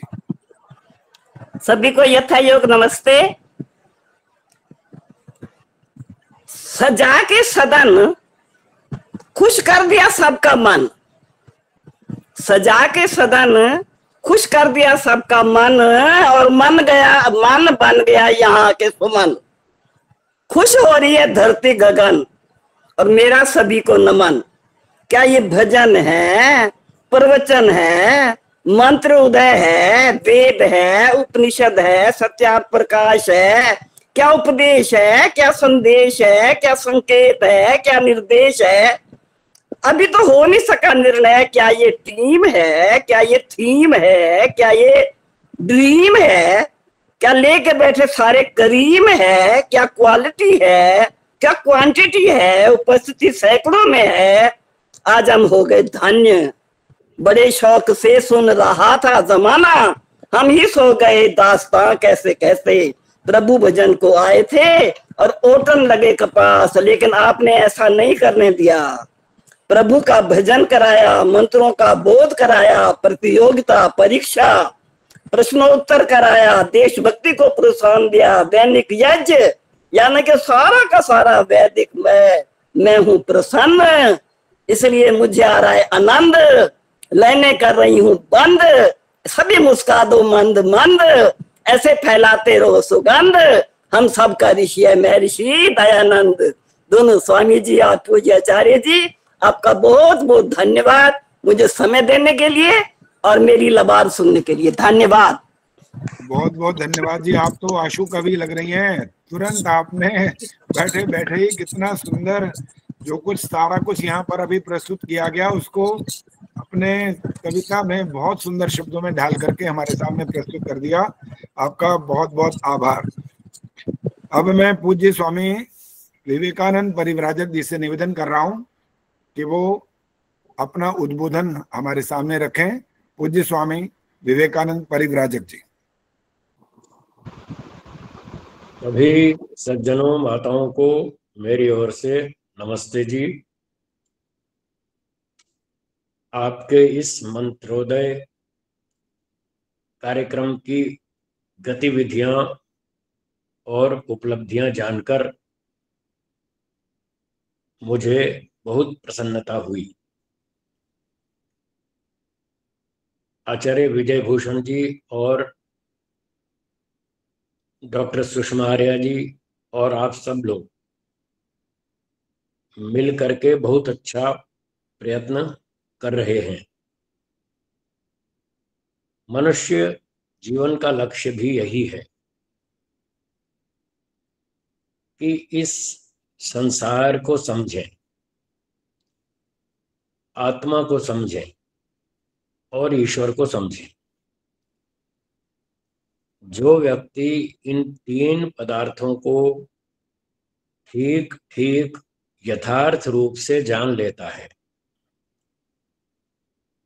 वह स्वयं भी सुखी हो जाता है और दूसरों को भी सुख देता है। उसका जीवन सफल हो जाता है। जो व्यक्ति इन तीन तत्वों को नहीं जानता, ठीक से नहीं समझता, तो उसका आचरण भी ठीक नहीं हो पाता। वह स्वयं तो दुखी रहता ही है, साथ साथ दूसरों को भी दुख देता है, तो उसका जीवन सफल नहीं माना जाता। वेदों के अनुसार, ऋषियों के अनुसार मनुष्य जीवन तभी सफल होता है जब व्यक्ति अच्छे काम करे, स्वयं भी सुखी रहे और दूसरों को भी सुख दे। इसलिए तीन वस्तुओं को जानना बहुत आवश्यक है। सारे वेदों में बस इन तीन की ही चर्चा है, ईश्वर, आत्मा और ये प्रकृति। प्रकृति बहुत सूक्ष्म तत्व है, उसका ये स्थूल रूप संसार है। तो संसार को समझ लेंगे तो इससे भी प्रकृति समझ में आ जाएगी। वैशेषिक दर्शन में एक नियम है, कारण गुण पूर्वकः कार्य गुणो दृष्टः। जैसे गुण कारण वस्तु में होते हैं वैसे ही कार्य वस्तु में भी आते हैं। तो कारण वस्तु प्रकृति है और ये संसार उसका कार्य रूप है, उसकी प्रोडक्शन है। जैसे गेहूं का आटा हो तो रोटी भी गेहूं की बनेगी, जैसे गुण आटे के होंगे वैसे ही रोटी के होंगे। तो रोटी स्थूल है, कार्य है, आटा उसका कारण है। यदि रोटी को समझ लें तो आटा भी समझ में आ जाएगा।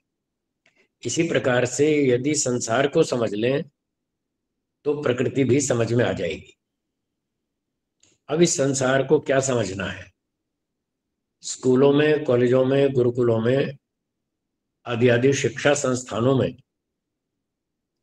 संसार के बारे में बहुत कुछ पढ़ाया सिखाया जाता है। फिजिक्स, केमिस्ट्री, बायोलॉजी और भी ज्योग्राफी और क्या क्या बहुत सारे सब्जेक्ट पढ़ाए जाते हैं। ये सारे संसार के विषय में ही पढ़ाए जाते हैं। ईश्वर के बारे में लगभग कोई सिलेबस स्कूल कॉलेज में नहीं है। गुरुकुलों में फिर भी थोड़ा बहुत होता है, पर स्कूल कॉलेज में तो नहीं है। ऐसे ही आत्मा के विषय में भी स्कूल कॉलेज में कोई जानकारी विशेष नहीं दी जाती। तो आज संसार के लोग इन दो पदार्थों के विषय में लगभग नहीं जानते, या थोड़ा बहुत जानते हैं तो गलत जानते हैं।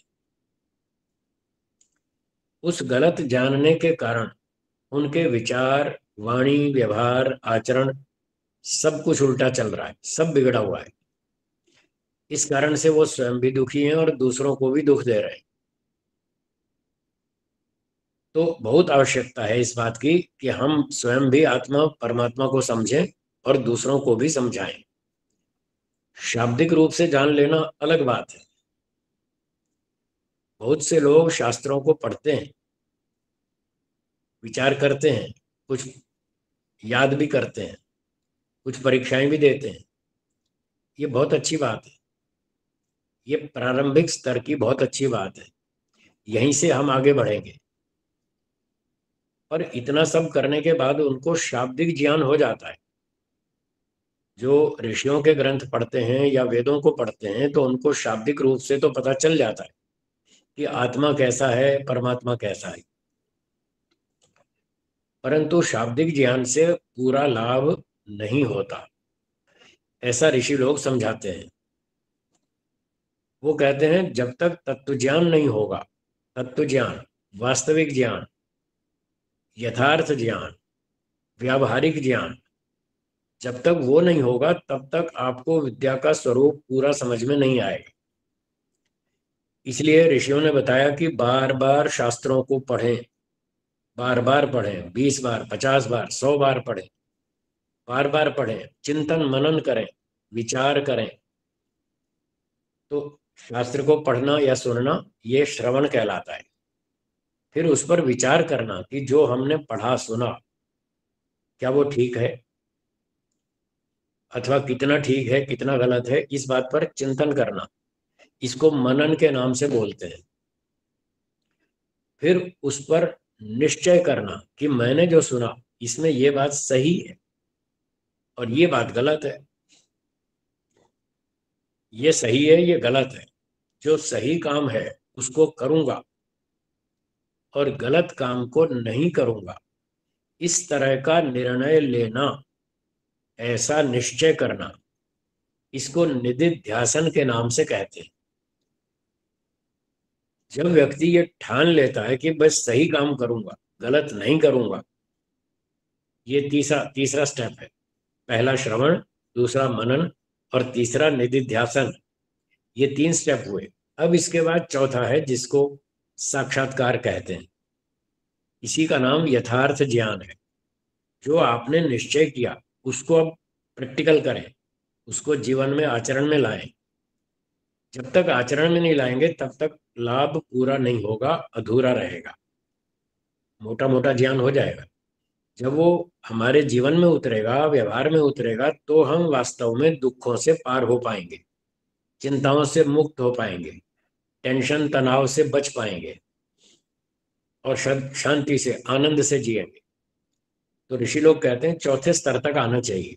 जब ये चौथे स्तर तक आएंगे, तत्व ज्ञान होगा, वस्तु का, विद्या का साक्षात्कार होगा, तब बेड़ा पार होगा।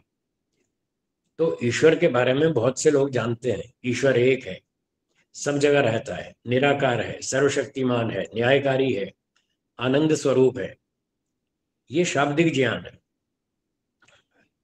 अच्छा है, और लोगों से तो अच्छा है। और लोग तो बेचारे भटके हुए, वो तो भ्रांति में है, अविद्या में है कि भगवान चौथे आसमान पे रहता है, कोई कहता है सातवें पे रहता है, कोई कहता है बैकुंठ में रहता है, कोई कैलाश पर्वत पे बता रहा है, कोई परम धाम में कह रहा है। ये सब भटके हुए लोग हैं, इनको तो ईश्वर के बारे में थियोरिटिकल भी ठीक से नहीं मालूम, तो इनके तो छोड़ देते हैं। हम अपने आर्यों की बात करें जो वेदों को पढ़ते हैं, ऋषियों के ग्रंथ पढ़ते हैं, उनका ज्ञान ठीक है, शाब्दिक ज्ञान तो ठीक है। अब उसको जीवन में उतारना है। उदाहरण के लिए आपने, हमने, सबने पढ़ा, आर्य समाज के दूसरे नियम में बहुत सरल भाषा में पढ़ा, ईश्वर न्यायकारी है। एक उदाहरण दे रहा हूं न्यायकारी का। ईश्वर न्यायकारी है, बिल्कुल ठीक है। आप किसी भी आर्य समाजी व्यक्ति से पूछें, भाई ईश्वर कैसा है, न्यायकारी या अन्यायकारी, तो तुरंत कहेगा न्यायकारी। ये ठीक है उत्तर, ये शाब्दिक ज्ञान है। पर देखना यह है क्या हम उसको न्यायकारी अपने व्यवहार में स्वीकार कर पाए।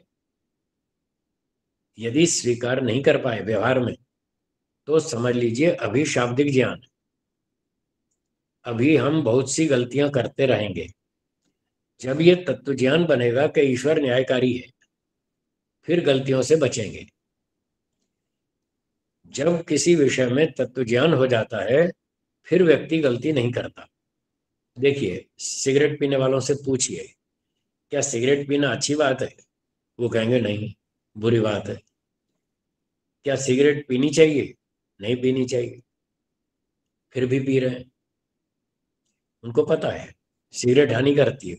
अच्छा, वो हानि का कुछ कुछ अनुभव भी कर रहे हैं, उसके बाद भी पी रहे हैं। इसका अर्थ है कि वो शाब्दिक ज्ञान है, बोलते कुछ और हैं, करते कुछ और है। तो शाब्दिक ज्ञान की ये पहचान है कि हम बोलते कुछ और हैं और करते कुछ और हैं, दोनों में अंतर होता है, इसका नाम है शाब्दिक ज्ञान। और जब हम बोलते भी वही हैं और करते भी वही हैं, और जो बोलते हैं वो शास्त्र के अनुकूल बोलते हैं, वेदों के अनुकूल बोलते हैं, और वैसा ही आचरण करते हैं, इसका नाम है तत्व ज्ञान। तो जैसे मान लीजिए किसी व्यक्ति से पूछें, भाई गुस्सा करना चाहिए, तो वो कहेगा नहीं करना चाहिए। फिर हम पूछते हैं, अच्छा आपने गुस्सा करना छोड़ दिया? तो कहता है नहीं नहीं, अभी नहीं छूटा। तो इसका अर्थ क्या हुआ कि ये गुस्सा नहीं करना चाहिए, ये शाब्दिक ज्ञान है या तत्व ज्ञान है? ये शाब्दिक ज्ञान है। तो इसको और अपने जीवन में लाने का प्रयास करें, रोज संकल्प करें, चाहे कुछ भी हो जाए, गुस्सा नहीं करूंगा, क्रोध नहीं करूंगा, अन्याय नहीं करूंगा, छल कपट नहीं करूंगा, झूठ नहीं बोलूंगा, हेरा फेरी नहीं करूंगा। रोज संकल्प करें, सुबह उठते ही सबसे पहले यही संकल्प करें। आप मंत्र तो बोलते हैं, विश्वानी दुरितानी परासु यद भद्रम तन्न आसु, बोलते हैं, अच्छी बात है, बोलना चाहिए। फिर उस पर मनन भी करें, हम क्या बोल रहे हैं, कितने साल से बोल रहे हैं। लोग 40-40 साल से हवन कर रहे हैं और रोज प्रार्थना करते हैं, छोड़ देवे छल कपट को, मानसिक बल दीजिए, पर वो छल कपट छूटता ही नहीं। क्यों नहीं छूटता? यथार्थ ज्ञान नहीं हुआ, तत्व ज्ञान नहीं हुआ। तो मेरा निवेदन है कि जो हम पढ़ते हैं, सुनते हैं, बोलते हैं, उसको और अच्छी तरह गहराई से चिंतन मनन करें और जीवन में उतारें, तो हमें पूरा लाभ होगा। तो जैसे किसी से पूछा कि भाई ईश्वर कैसा है, उसने कहा न्यायकारी। तो न्यायकारी का क्या मतलब? कि वो अच्छे कर्म का अच्छा फल देगा, ठीक है, फिर बुरे कर्म का बुरा फल देगा। क्या हमारे पापों को, गलतियों को माफ करेगा? माफ तो नहीं करेगा। तो क्या हमें गलतियां करनी चाहिए? नहीं करनी चाहिए। तो क्या गलतियां करनी छोड़ दी? कि छोड़ी तो नहीं है। तो फिर इसका मतलब हमें शाब्दिक ज्ञान, ईश्वर न्यायकारी है, हमने शब्दों से रट लिया, मान लिया, जैसे वो तोते रट लिए थे। हमारे गुरुजी ने कथा सुनाई थी कि कुछ तोतों को उसके पालने वाले ने समझा दिया, रटवा दिया, जंगल में जाओगे, फिर वहां पर शिकारी आएगा, जाल बिछाएगा, दाना डालेगा, तुम्हें फंसाएगा, पर फंसना नहीं। तोतों ने रट लिया। तोते के बारे में ऐसा कहते हैं वो जल्दी से वाक्यों को रट लेता है। तो रट लिया, शिकारी आएगा, जाल बिछाएगा, दाना डालेगा, तुम्हें फंसाएगा, पर फंसना नहीं। तो उसने मालिक ने देखा भाई तोते तो बड़े ट्रेंड हो गए, फर्स्ट क्लास, चलो इनको छोड़ देते हैं, अपना खा पी के घूम घाम के शाम को जंगल से घर आ जाएंगे। उसने तोते छोड़ दिए। फिर शिकारी गया जंगल में, उसने देखा ये तोते तो है कैसा कैसा गा रहे हैं। तो उसने सोचा, एक बार तो निराश हो गया कि ये तोते तो पढ़े लिखे हैं भाई, ये तो नहीं फंसेंगे जाल में, ये तो कह रहे हैं फंसाएगा और तुम फंसना नहीं। फिर शिकारी ने सोचा चलो एक बार ट्राई तो करें, कोशिश तो करें, शायद फंस ही जाए, प्रयास तो करना चाहिए। उसने अपना जाल बिछा दिया और दाना डाल दिया। दाना डाल दिया और एक एक करके सारे तोते नीचे आ गए और वो दाना खाने लगे और जाल में फंस गए। और मजे की बात तो ये है कि फंसने के बाद भी वो यही गा रहे थे, शिकारी आएगा, जाल बिछाएगा, दाना डालेगा, तुम्हें फंसाएगा, पर फंसना नहीं। फंसने के बाद भी यही गा रहे थे, फंसना नहीं। तो ये तो शाब्दिक ज्ञान हुआ, तोते रटने वाली बात। तो ऐसे बहुत सारे लोगों ने तोते की तरह रट लिया है। मैं इसका विरोध नहीं कर रहा, मैं तो कह रहा हूं तोते की तरह रटना भी अच्छा है, कम से कम एक दो स्टेप आगे तो बढ़े। उनसे तो फिर भी अच्छे हैं जो बेचारे भ्रांति और अविद्या में घूम रहे हैं, उनसे तो बहुत अच्छे हैं। बस इससे थोड़ा और आगे बढ़ना है। उन बातों को जो आपने पढ़ी, बार बार सुनी, बार बार रटी, उनको जीवन में लाएं। बार बार ये सोचें ईश्वर न्यायकारी है, वो छोड़ेगा नहीं। हर रोज सुबह उठकर बोलिए ईश्वर न्यायकारी है, वो छोड़ेगा नहीं। गलत काम किया तो दंड देगा। क्या दंड देगा? पशु पक्षी बनाएगा, कीड़ा मकोड़ा बनाएगा, शेर, हाथी, बंदर, सांप, बिच्छू, भेड़िया, कुत्ता, गधा और व्हेल मछली, शार्क मछली, पता नहीं क्या क्या बनाएगा। अगर गलतियां करेंगे तो ऐसे ही दंड देगा। हर रोज सुबह उठ के दोहराइए इन बातों को, 2 महीना, 3 महीना, 1 वर्ष तक रोज दोहराइए। आपका ये शाब्दिक ज्ञान धीरे धीरे तत्व ज्ञान में बदल जाएगा। शास्त्रों में शाब्दिक ज्ञान को तत्व ज्ञान में बदलने की ये एक विधि बताई कि वो शाब्दिक ज्ञान को बार बार रटिए, रट्टा लगाइए बार बार, वो दिमाग में बैठ जाएगा। 200 बार अगर कोई व्यक्ति दोहराए कि मैं गुस्सा नहीं करूंगा, गुस्सा नहीं करूंगा, तो 200 बार में भी क्या उसको समझ में नहीं आएगा कि गुस्सा नहीं करना चाहिए? तो बिल्कुल आएगा समझ में, और धीरे धीरे उसका गुस्सा कम होता जाएगा और एक दिन छूट भी जाएगा। तो बहुत सोच विचार के काम करें। कोई भी वाक्य बोलने से पहले 2 बार 4 बार सोचें, मैं ठीक बोल रहा हूँ या गलत बोल रहा हूँ, मैं न्याय के पक्ष में बोल रहा हूँ या अन्याय के पक्ष में बोल रहा हूँ। यदि मैं अन्याय के पक्ष में बोलूंगा, झूठे लोग, बेईमान लोगों का समर्थन करूंगा, तो ये अन्याय होगा और ईश्वर मेरे इस अन्याय को देख रहा है और वो माफ नहीं करेगा। आर्य समाज के वैदिक सिद्धांतों में तो कहीं माफी का कोई सवाल ही नहीं है। दूसरे संप्रदाय वाले तो कहते हैं हाँ भगवान माफ कर देगा, तुम हमको पैसे दो, हम तुम्हारे पाप माफ करा देंगे। और संप्रदाय वाले भी बहुत कहते हैं, पर आर्य समाज में ऐसा सिद्धांत नहीं चलता है कि भगवान माफ कर देगा या कोई नदी में, गंगा जी में स्नान करने से पाप धुल जाएंगे। यहाँ ऐसा कोई सिद्धांत नहीं है। तो इस बात को बार बार दोहराएं कि ईश्वर हमें न्यायकारी है, वो हमें नहीं छोड़ेगा। अगर गलती करेंगे तो जरूर दंड देगा, और यदि अच्छे काम करेंगे तो बढ़िया इनाम देगा, मनुष्य बनाएगा, अच्छे विद्वान माता पिता के घर जन्म देगा, बचपन से ही सारी अच्छी अच्छी बातें सीखने को मिलेंगी।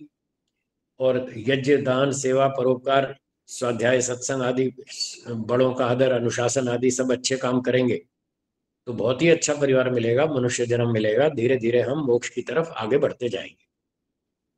तो इस तरह की भावना अपने मन में बनाएं, रोज इस बात को दोहराएं, तो आपका शाब्दिक ज्ञान तत्व ज्ञान में बदलेगा। आपके जीवन में उतना ही आनंद बढ़ेगा।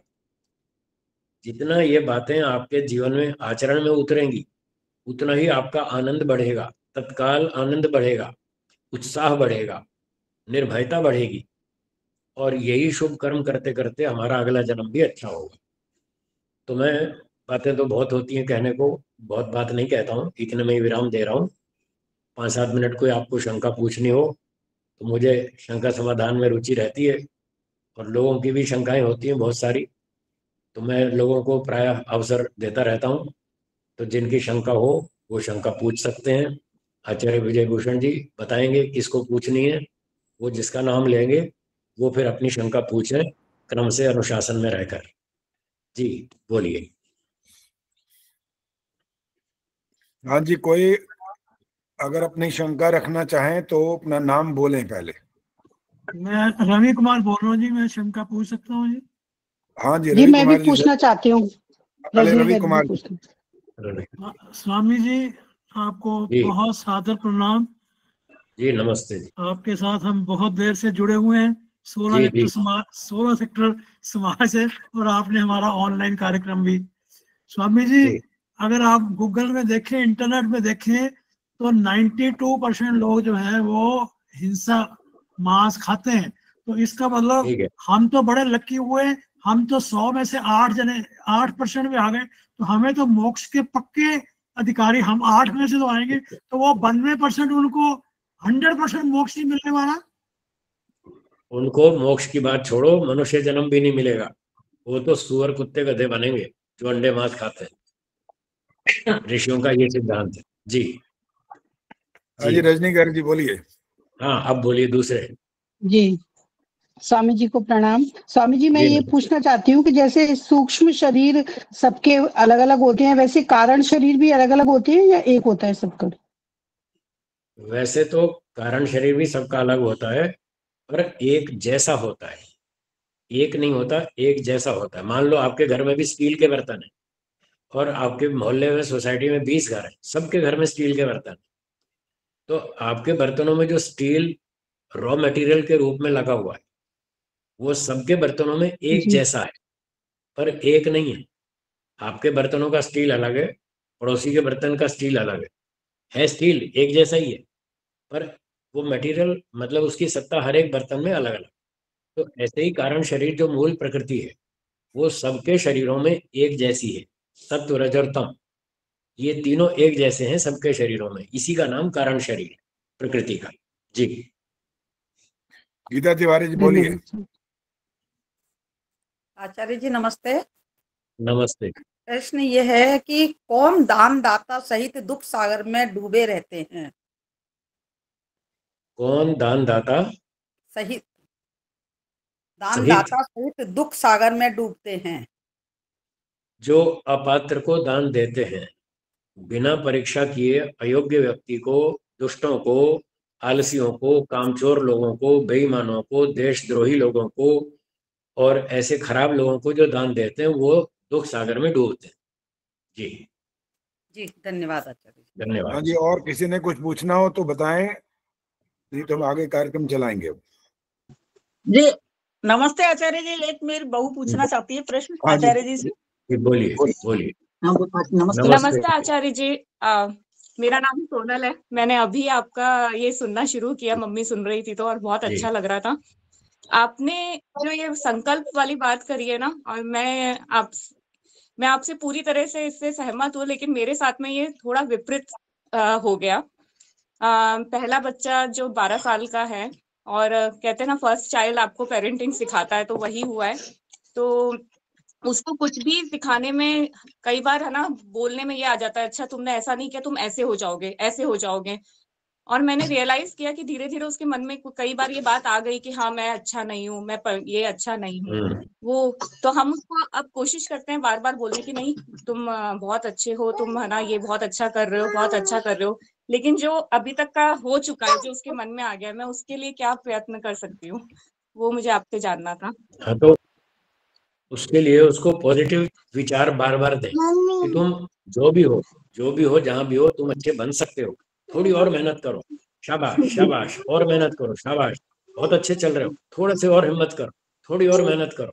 इस तरह से आप उसको पुश करेंगे तो वो बढ़िया हो जाएगा, ठीक हो जाएगा। हाँ जी कई बार इस जर्नी में मैं भी अपना टेम्पर लूज कर देती हूँ, तो वो कैसे पर काम किया जाए? संकल्प बना के रखें, गुस्सा नहीं करना है।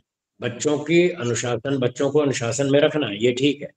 पर 12 साल से छोटे बच्चे हों तो प्रेम से काम चलाएंगे, कभी कभी डांट भी देंगे। 5 साल से छोटी उम्र के बच्चों को थप्पड़ नहीं मारना, पिटाई नहीं करना, ये नियम है शास्त्रों का। 5 से छोटे बच्चे, 2, 3, 4 साल के बच्चे, उनको पीटना नहीं, प्रेम से काम चलाना है। थोड़ा सा खिलौना दिखा दिया, कभी कुछ खाने को दे दिया, कभी कुछ ऐसे इनाम दे दिया, कभी उनको थोड़ा सा डर दिखा दिया कि तुम हमारी बात नहीं मानोगे तो तुम्हें खिलौने लाकर नहीं दोगे, हम तुमसे बात नहीं करेंगे, इस तरह से। बस इतना ही कहना, थप्पड़ नहीं मारा। 5 से लेकर के 12 साल की उम्र तक उनको प्रेम से बताएं, और 2 बार 4 बार प्रेम से बताएं, नहीं मानते फिर डांट लगाएं, फिर कभी कभी एक आध थप्पड़ भी लगाएं हल्का। बस उनको डराना है ताकि वो काम करें, बस इतना। तो इस प्रकार से 12 साल तक उनको प्रेम से चलाते रहें। और कभी कभी बच्चे अड़ जाते, नहीं नहीं मैं नहीं करूँगा, मैं नहीं करूँगा।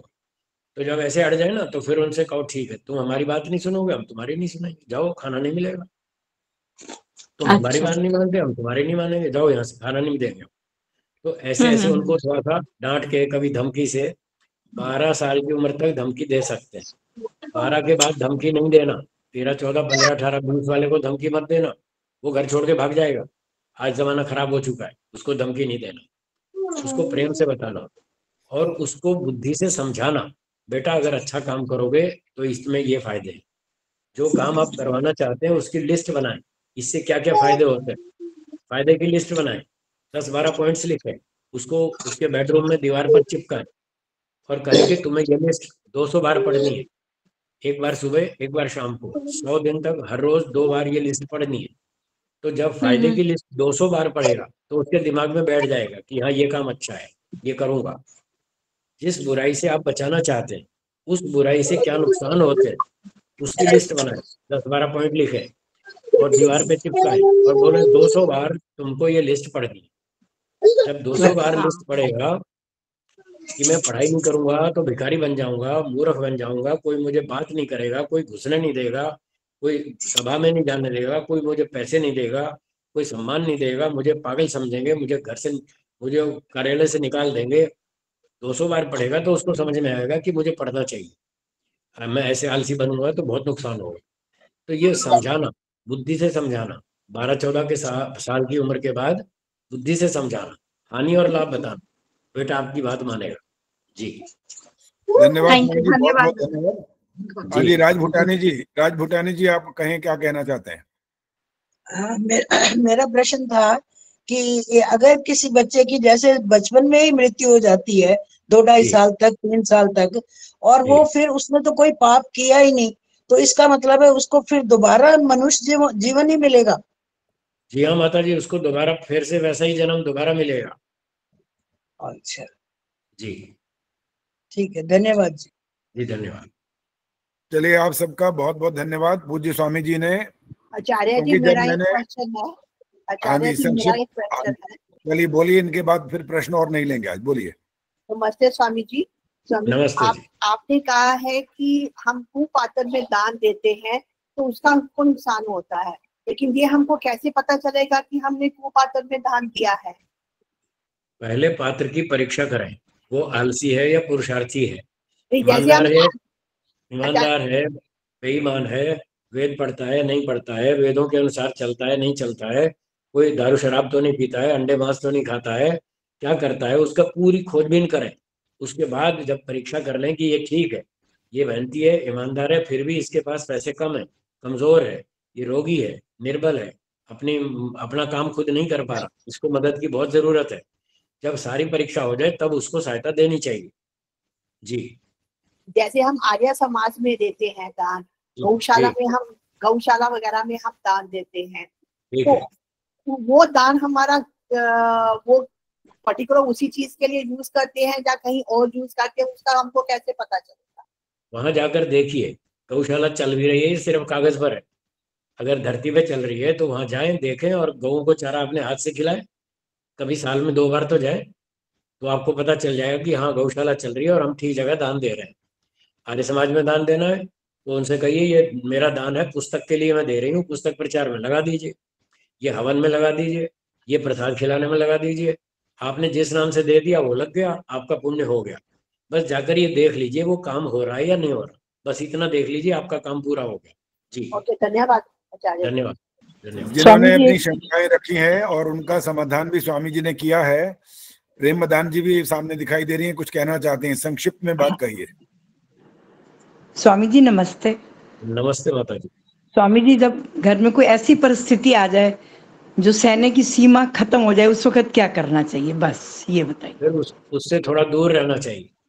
जिस व्यक्ति से सहन दूर नहीं रह खत्म हो सकते गई तो बस फिर सहन करो। दो ही रास्ते हैं, या तो दूर रहो या सहन करो, तीसरा कोई रास्ता नहीं है। नहीं, वो सहन कैसे करें यही तो पूछना है बस। ईश्वर से शक्ति मांगिए। ओम सहोसी सहोमयि देहि, इस मंत्र का पाठ करें। ओम सहोसी सहोमयि देहि। हे ईश्वर, आप बड़े सहनशील हैं, मुझे भी सहन शक्ति दीजिए। अब जो दुख आया है सहना तो पड़ेगा ही, दूसरा कोई विकल्प नहीं है। आप सर्वशक्तिमान हैं, बहुत सहन शक्ति दे सकते हैं। अब मेरी आपसे निवेदन प्रार्थना है, मुझे बहुत सहन शक्ति दीजिए, मैं इस दुख से पार हो जाऊं। इस तरह भगवान से प्रार्थना करें, आपको बहुत शक्ति मिलेगी, बिल्कुल मिलेगी। धन्यवाद स्वामी जी, आप बहुत दिन से आए भी नहीं, बहुत दिन से नहीं आए।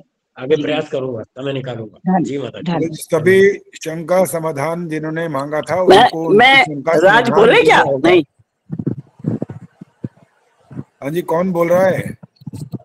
राजकुमारी सरताना। हाँ जी, आपने प्रश्न करना है? हाँ, मैं पूछूं? नहीं, हो गया टाइम।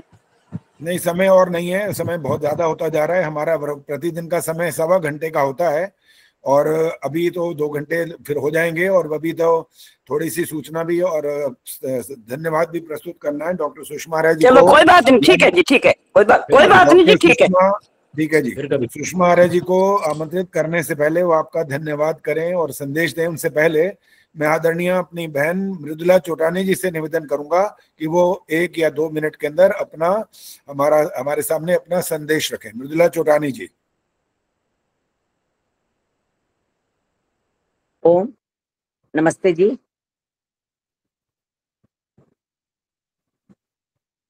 परमात्मा को धन्यवाद करते हुए संचालक वर आदरणीय स्वामी जी, जिनको मैं सुनती रहती हूँ, समय समय पर प्रेरणादायक ऊर्जावान शब्द देते हैं।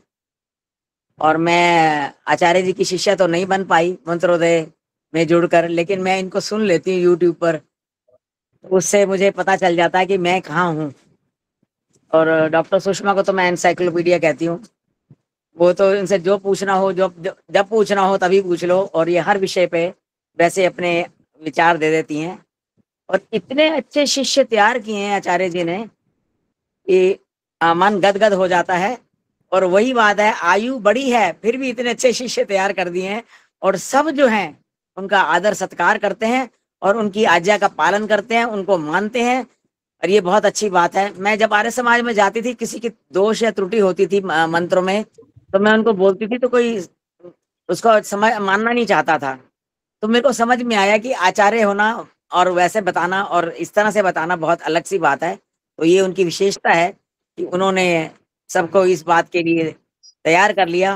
और आदरणीय सुषमा जी, ईश्वर इनकी जोड़ी बनाए रखे और इनको इसी प्रकार से आगे प्रेरणादायक ऊर्जावान ऋषिवर देव दयानंद के वाटिका को हरा भरा रखने में खूब ऊर्जा देता रहे। इतना कहते हुए बहुत बहुत धन्यवाद। ओम। बहुत बहुत धन्यवाद नमिता जी। के लिए कहाँ नाम लिखाना पड़ता? अभी सुनाई नहीं दिया, क्या बोला आपने? मैंने बोला कि इससे जुड़ने के लिए कहाँ नाम लिखाना पड़ता है? मेरे मोबाइल पर अपना नाम, उम्र और अपना स्थान ये लिख करके भेजना होता है, और उसके पश्चात आप हमारे कार्यक्रम में जुड़ जाते हैं मंत्रोदय में। ये प्रत्येक सप्ताह 2 दिन होता है। पूरी सुन लीजिए बात, प्रत्येक सप्ताह 2 दिन होता है। फिलहाल मैं विदेश में नहीं हूँ, विदेश में हूँ, दुबई में हूँ। और बुधवार और शुक्रवार जो आपका भारतीय समय है, बुधवार को समय 3 बजे होता है दोपहर में 4:15 बजे तक, और शुक्रवार को 11 बजे से 12:15 बजे तक समय होता है। यहाँ समय अलग होता है, उसकी आपको चिंता नहीं करनी, आपको अपने समय का ध्यान रखना है। यदि आप जुड़ना चाहें तो जो हमारे कठोर नियम है उनका आपको पालन करना होगा, इसका भी विशेष ध्यान रखेंगे। मैं आदरणीय पूज्य स्वामी जी का बहुत बहुत आभार व्यक्त करता हूं कि जब मैंने इनसे समय मांगा था तब इन्होंने कहा था कि मैं उस दिन कहीं मेरी फ्लाइट है, मैंने यहाँ से दूसरी जगह पहुंचना है। तो मैंने कहा आप हमें समय दे पाएंगे? कहने लगे मैं प्रयास पूरा करूंगा, अगर फ्लाइट लेट ना हुई तो मैं आपको समय अवश्य दूंगा। तो उनका बहुत बहुत हृदय से आभार, धन्यवाद। उन्होंने विश्राम भी नहीं किया और कितना घंटे पहले एयरपोर्ट पे पहुंचना होता है, और वहां पहुंचकर अपने गंतव्य पर पहुंचकर तुरंत हमारे कार्यक्रम से जुड़े और उन्हें अपने सुंदर विचार हमारे सामने रखे हैं और आपकी शंकाओं का समाधान भी किया। अब मैं आमंत्रित कर रहा हूं डॉक्टर सुषमा आर्या, जो हमारे मंत्रोदय की संरक्षिका हैं, वो धन्यवाद प्रस्तुत करेंगी और जो संदेश देना चाहेंगी वो आपके सामने रखेंगी। Doctor Sushma Arya. Phone number वगैरह कैसे मालूम? नमस्ते। वो नंबर लिख के भेजता हूँ अभी। तो मुझे लगता है कि सब अपने अपना धन्यवाद स्वयं कर रहे होंगे कि हम जुड़ गए, तो बहुत अच्छी बात है। तो ये तो बहुत अच्छा सुनने को मिल गया। और बस केवल मात्र मैं इतना कहना चाहूंगी कि वानप्रस्थ का छोटा रूप मैं इसे कह सकती हूँ। ऑनलाइन कार्यक्रम चल रहा है। आप आयु की बात करें तो 50 से लेकर 90 वर्ष तक के जो परीक्षार्थी हैं वो उसमें, अभी आपने देखा स्वराज गुप्ता जी जो 90 वर्ष की हैं, मैंने सुना उनके 10 प्राइज मिले हैं। बताइए, वो स्वयं 90 वर्ष की होने के बाद भी वो परीक्षार्थी हैं, क्योंकि पढ़ने की तो कोई, सीखने की तो कोई उम्र नहीं होती। और मैं आचार्य जी को भी परिश्रम करते हुए अपने घर में देखती हूँ, पुरुषार्थ करते हुए, रिजल्ट बनाते हुए, टाइप करते हुए, मैं स्वयं साक्षी हूँ। और मुझे भी जो ये प्रश्न बनाते हैं तो मुझे भी स्वाध्याय करने का अवसर मिल पाता है, क्योंकि हमारे अलग अलग कार्यक्रम होते हैं तो जुड़ तो नहीं पाती। लेकिन सर्वेषां मंगलम भवतु, बस इतना कहते हुए सबका बहुत बहुत धन्यवाद और विवेकानंद जी का भी बहुत बहुत आभार। एक बात कहती हूँ, जो क्योंकि आयुर्वेद से जुड़ी हूँ तो कहे बिना रहा नहीं जा रहा, कि जहाँ हम स्वाध्याय कर रहे हैं, सत्संग कर रहे हैं, वहाँ अपने स्वास्थ्य का भी हम पूरा ध्यान रखें। उसके लिए क्या करना है, एक छोटी सी बात कह देती हूँ। उसके लिए कि हम प्रतिदिन त्रिफला का सेवन करना शुरू करें, क्योंकि पहले हम कभी कभी त्रिफला का सेवन करते थे तो चल जाता था, लेकिन आज जितना पोल्यूशन है, जो हमारा खान पान बिगड़ चुका है, उसके लिए त्रिफला का सेवन हमको प्रतिदिन करना चाहिए। फिर किसी ने कहा कि किस समय करना चाहिए त्रिफला का सेवन, कितना करना चाहिए, बस इस बात को कहते हुए 2 लाइनें कविता की कहूंगी और फिर मैं अपने वक्तव्य को विराम दूंगी। त्रिफला में 3 फल है, एक है हरड़, एक है बहेड़ा और एक है आंवला। जो हरड़ है वो हमारे आप ये सोचिए पित्त को ठीक करता है, हमारे पेट की गर्मी को ठीक करता है। और जो बहेड़ा है वो हमारे कफ को ठीक करता है। अगर हमको खांसी है तो बहेड़ा का पानी, बहेड़ा लो, तो उबालो, और सुबह आपको खांसी है तो शाम तक आपकी ठीक हो जाएगी। यहाँ मुझे बहेड़ा मिला नहीं, मुझे त्रिफला तो मैं अपने घर से लाई थी, लेकिन फिर भी बहुत बहुत फर्क है त्रिफला प्रतिदिन लेने से। 2 दिन के अंदर मेरा जो कोल्ड है काफी ठीक हो गया।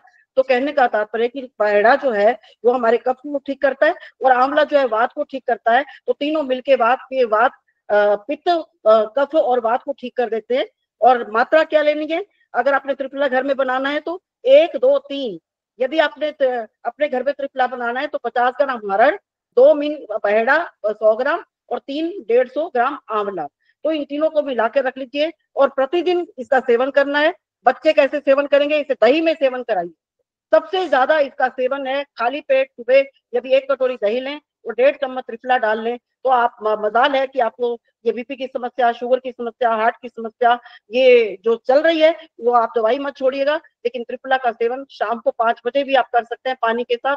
तो इससे क्या है, दिन भर का खाया हुआ ठीक हो जाता है। और फिर किसी ने कहा रोज खाएं, रोज रोटी नहीं खाते क्या? रोज त्रिफला अगर आप सेवन करेंगे तो आप बीमारियों से बचे रहेंगे। बस क्योंकि आयुर्वेद का होने के कारण और सब साधक जुड़े हैं तो उनको ये आज मैंने संदेश दिया है। बस साधकों के लिए तो एक बात ये कहूंगी कि काम ऐसे करते रहो कि लोगों के लिए मिसाल बन जाओ।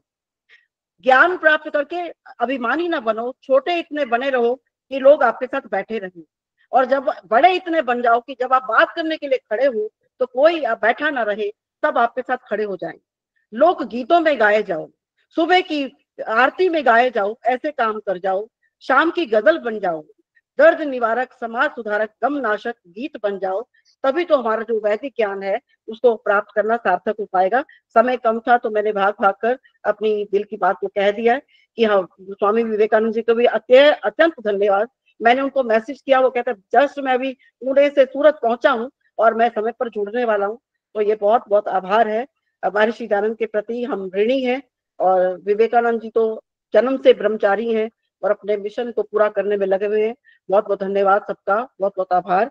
और ऐसे ही जुड़ते रहें और अधिक से अधिक साधक जो हैं वो अपना नाम लिखाएं। बस छुट्टी नहीं करनी होती। यहाँ तो मैं पढ़ती हूँ कि आज मैं, आचार्य जी क्षमा प्रार्थी हूँ, आज मैं छुट्टी करूंगी। छुट्टी में भी एप्लीकेशन छोटी सी पर्सनल उनको लिखनी पड़ती है। तो ये बहुत अच्छा विद्यालय, वानप्रस्थ विद्यालय कहूँ, क्या कहूँ, साधक विद्यालय कहूँ तो ये बहुत अच्छी बात होगी। बहुत बहुत आभार, बहुत बहुत धन्यवाद।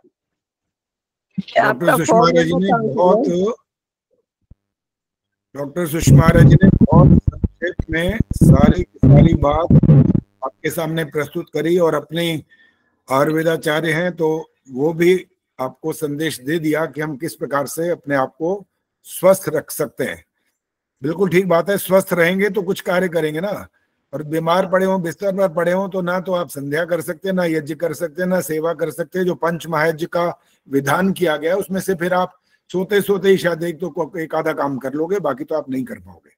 तो मैं सभी जितने हमारे आमंत्रित अतिथिगण हैं उन सभी का पुनः हृदय से आभार व्यक्त करता हूं कि उन्होंने अपना कीमती समय हमारे लिए निकाला, हमारे कार्यक्रम को ध्यान से सुना और जो कुछ यहाँ पर 4 वर्षों में इनको प्रदान किया गया, हमारे साधकों ने बहुत अच्छी तरह से तैयारी की है, बहुत बहुत पुरुषार्थ किया। और मैं तो ये मानता हूँ कि वैसे तो ये कहा भी डॉक्टर सुषमा जी ने भी कहा कि सीखने की कोई उम्र नहीं होती, लेकिन उत्साह अगर जीवन के अंदर है तब ये बात सार्थक होती है। उत्साह नहीं है तो फिर तो 5 साल वाला, 10 साल वाला, 20 वाला बच्चा भी यही कह देता है कि मेरा मन नहीं है अभी करने को। तो आप सभी मन से इस कार्यक्रम से जुड़े हैं। मंत्रोदय का जो कार्यक्रम है आप सब उसको सार्थक कर रहे हैं। आप सभी को एक बार फिर साधुवाद और धन्यवाद देते हुए मैं शांति पाठ के साथ इस कार्यक्रम को अब यहाँ विराम दूंगा। शांति पाठ। ओम द्यौः शान्तिरन्तरिक्षं शान्तिः, पृथिवी शान्तिरापः शान्तिरोषधयः शान्तिः, वनस्पतयः शान्तिर्विश्वे देवाः शान्तिर्ब्रह्म शान्तिः, सर्वं शान्तिः शान्तिरेव शान्तिः, सा मा शान्तिरेधि। ओम शान्तिः शान्तिः शान्तिः। जो बोले सो अभय। जगत गुरु महर्षि दयानंद की, भारत माता की, आर्य समाज वेद की ज्योति, ओम का झंडा, वैदिक ध्वनि,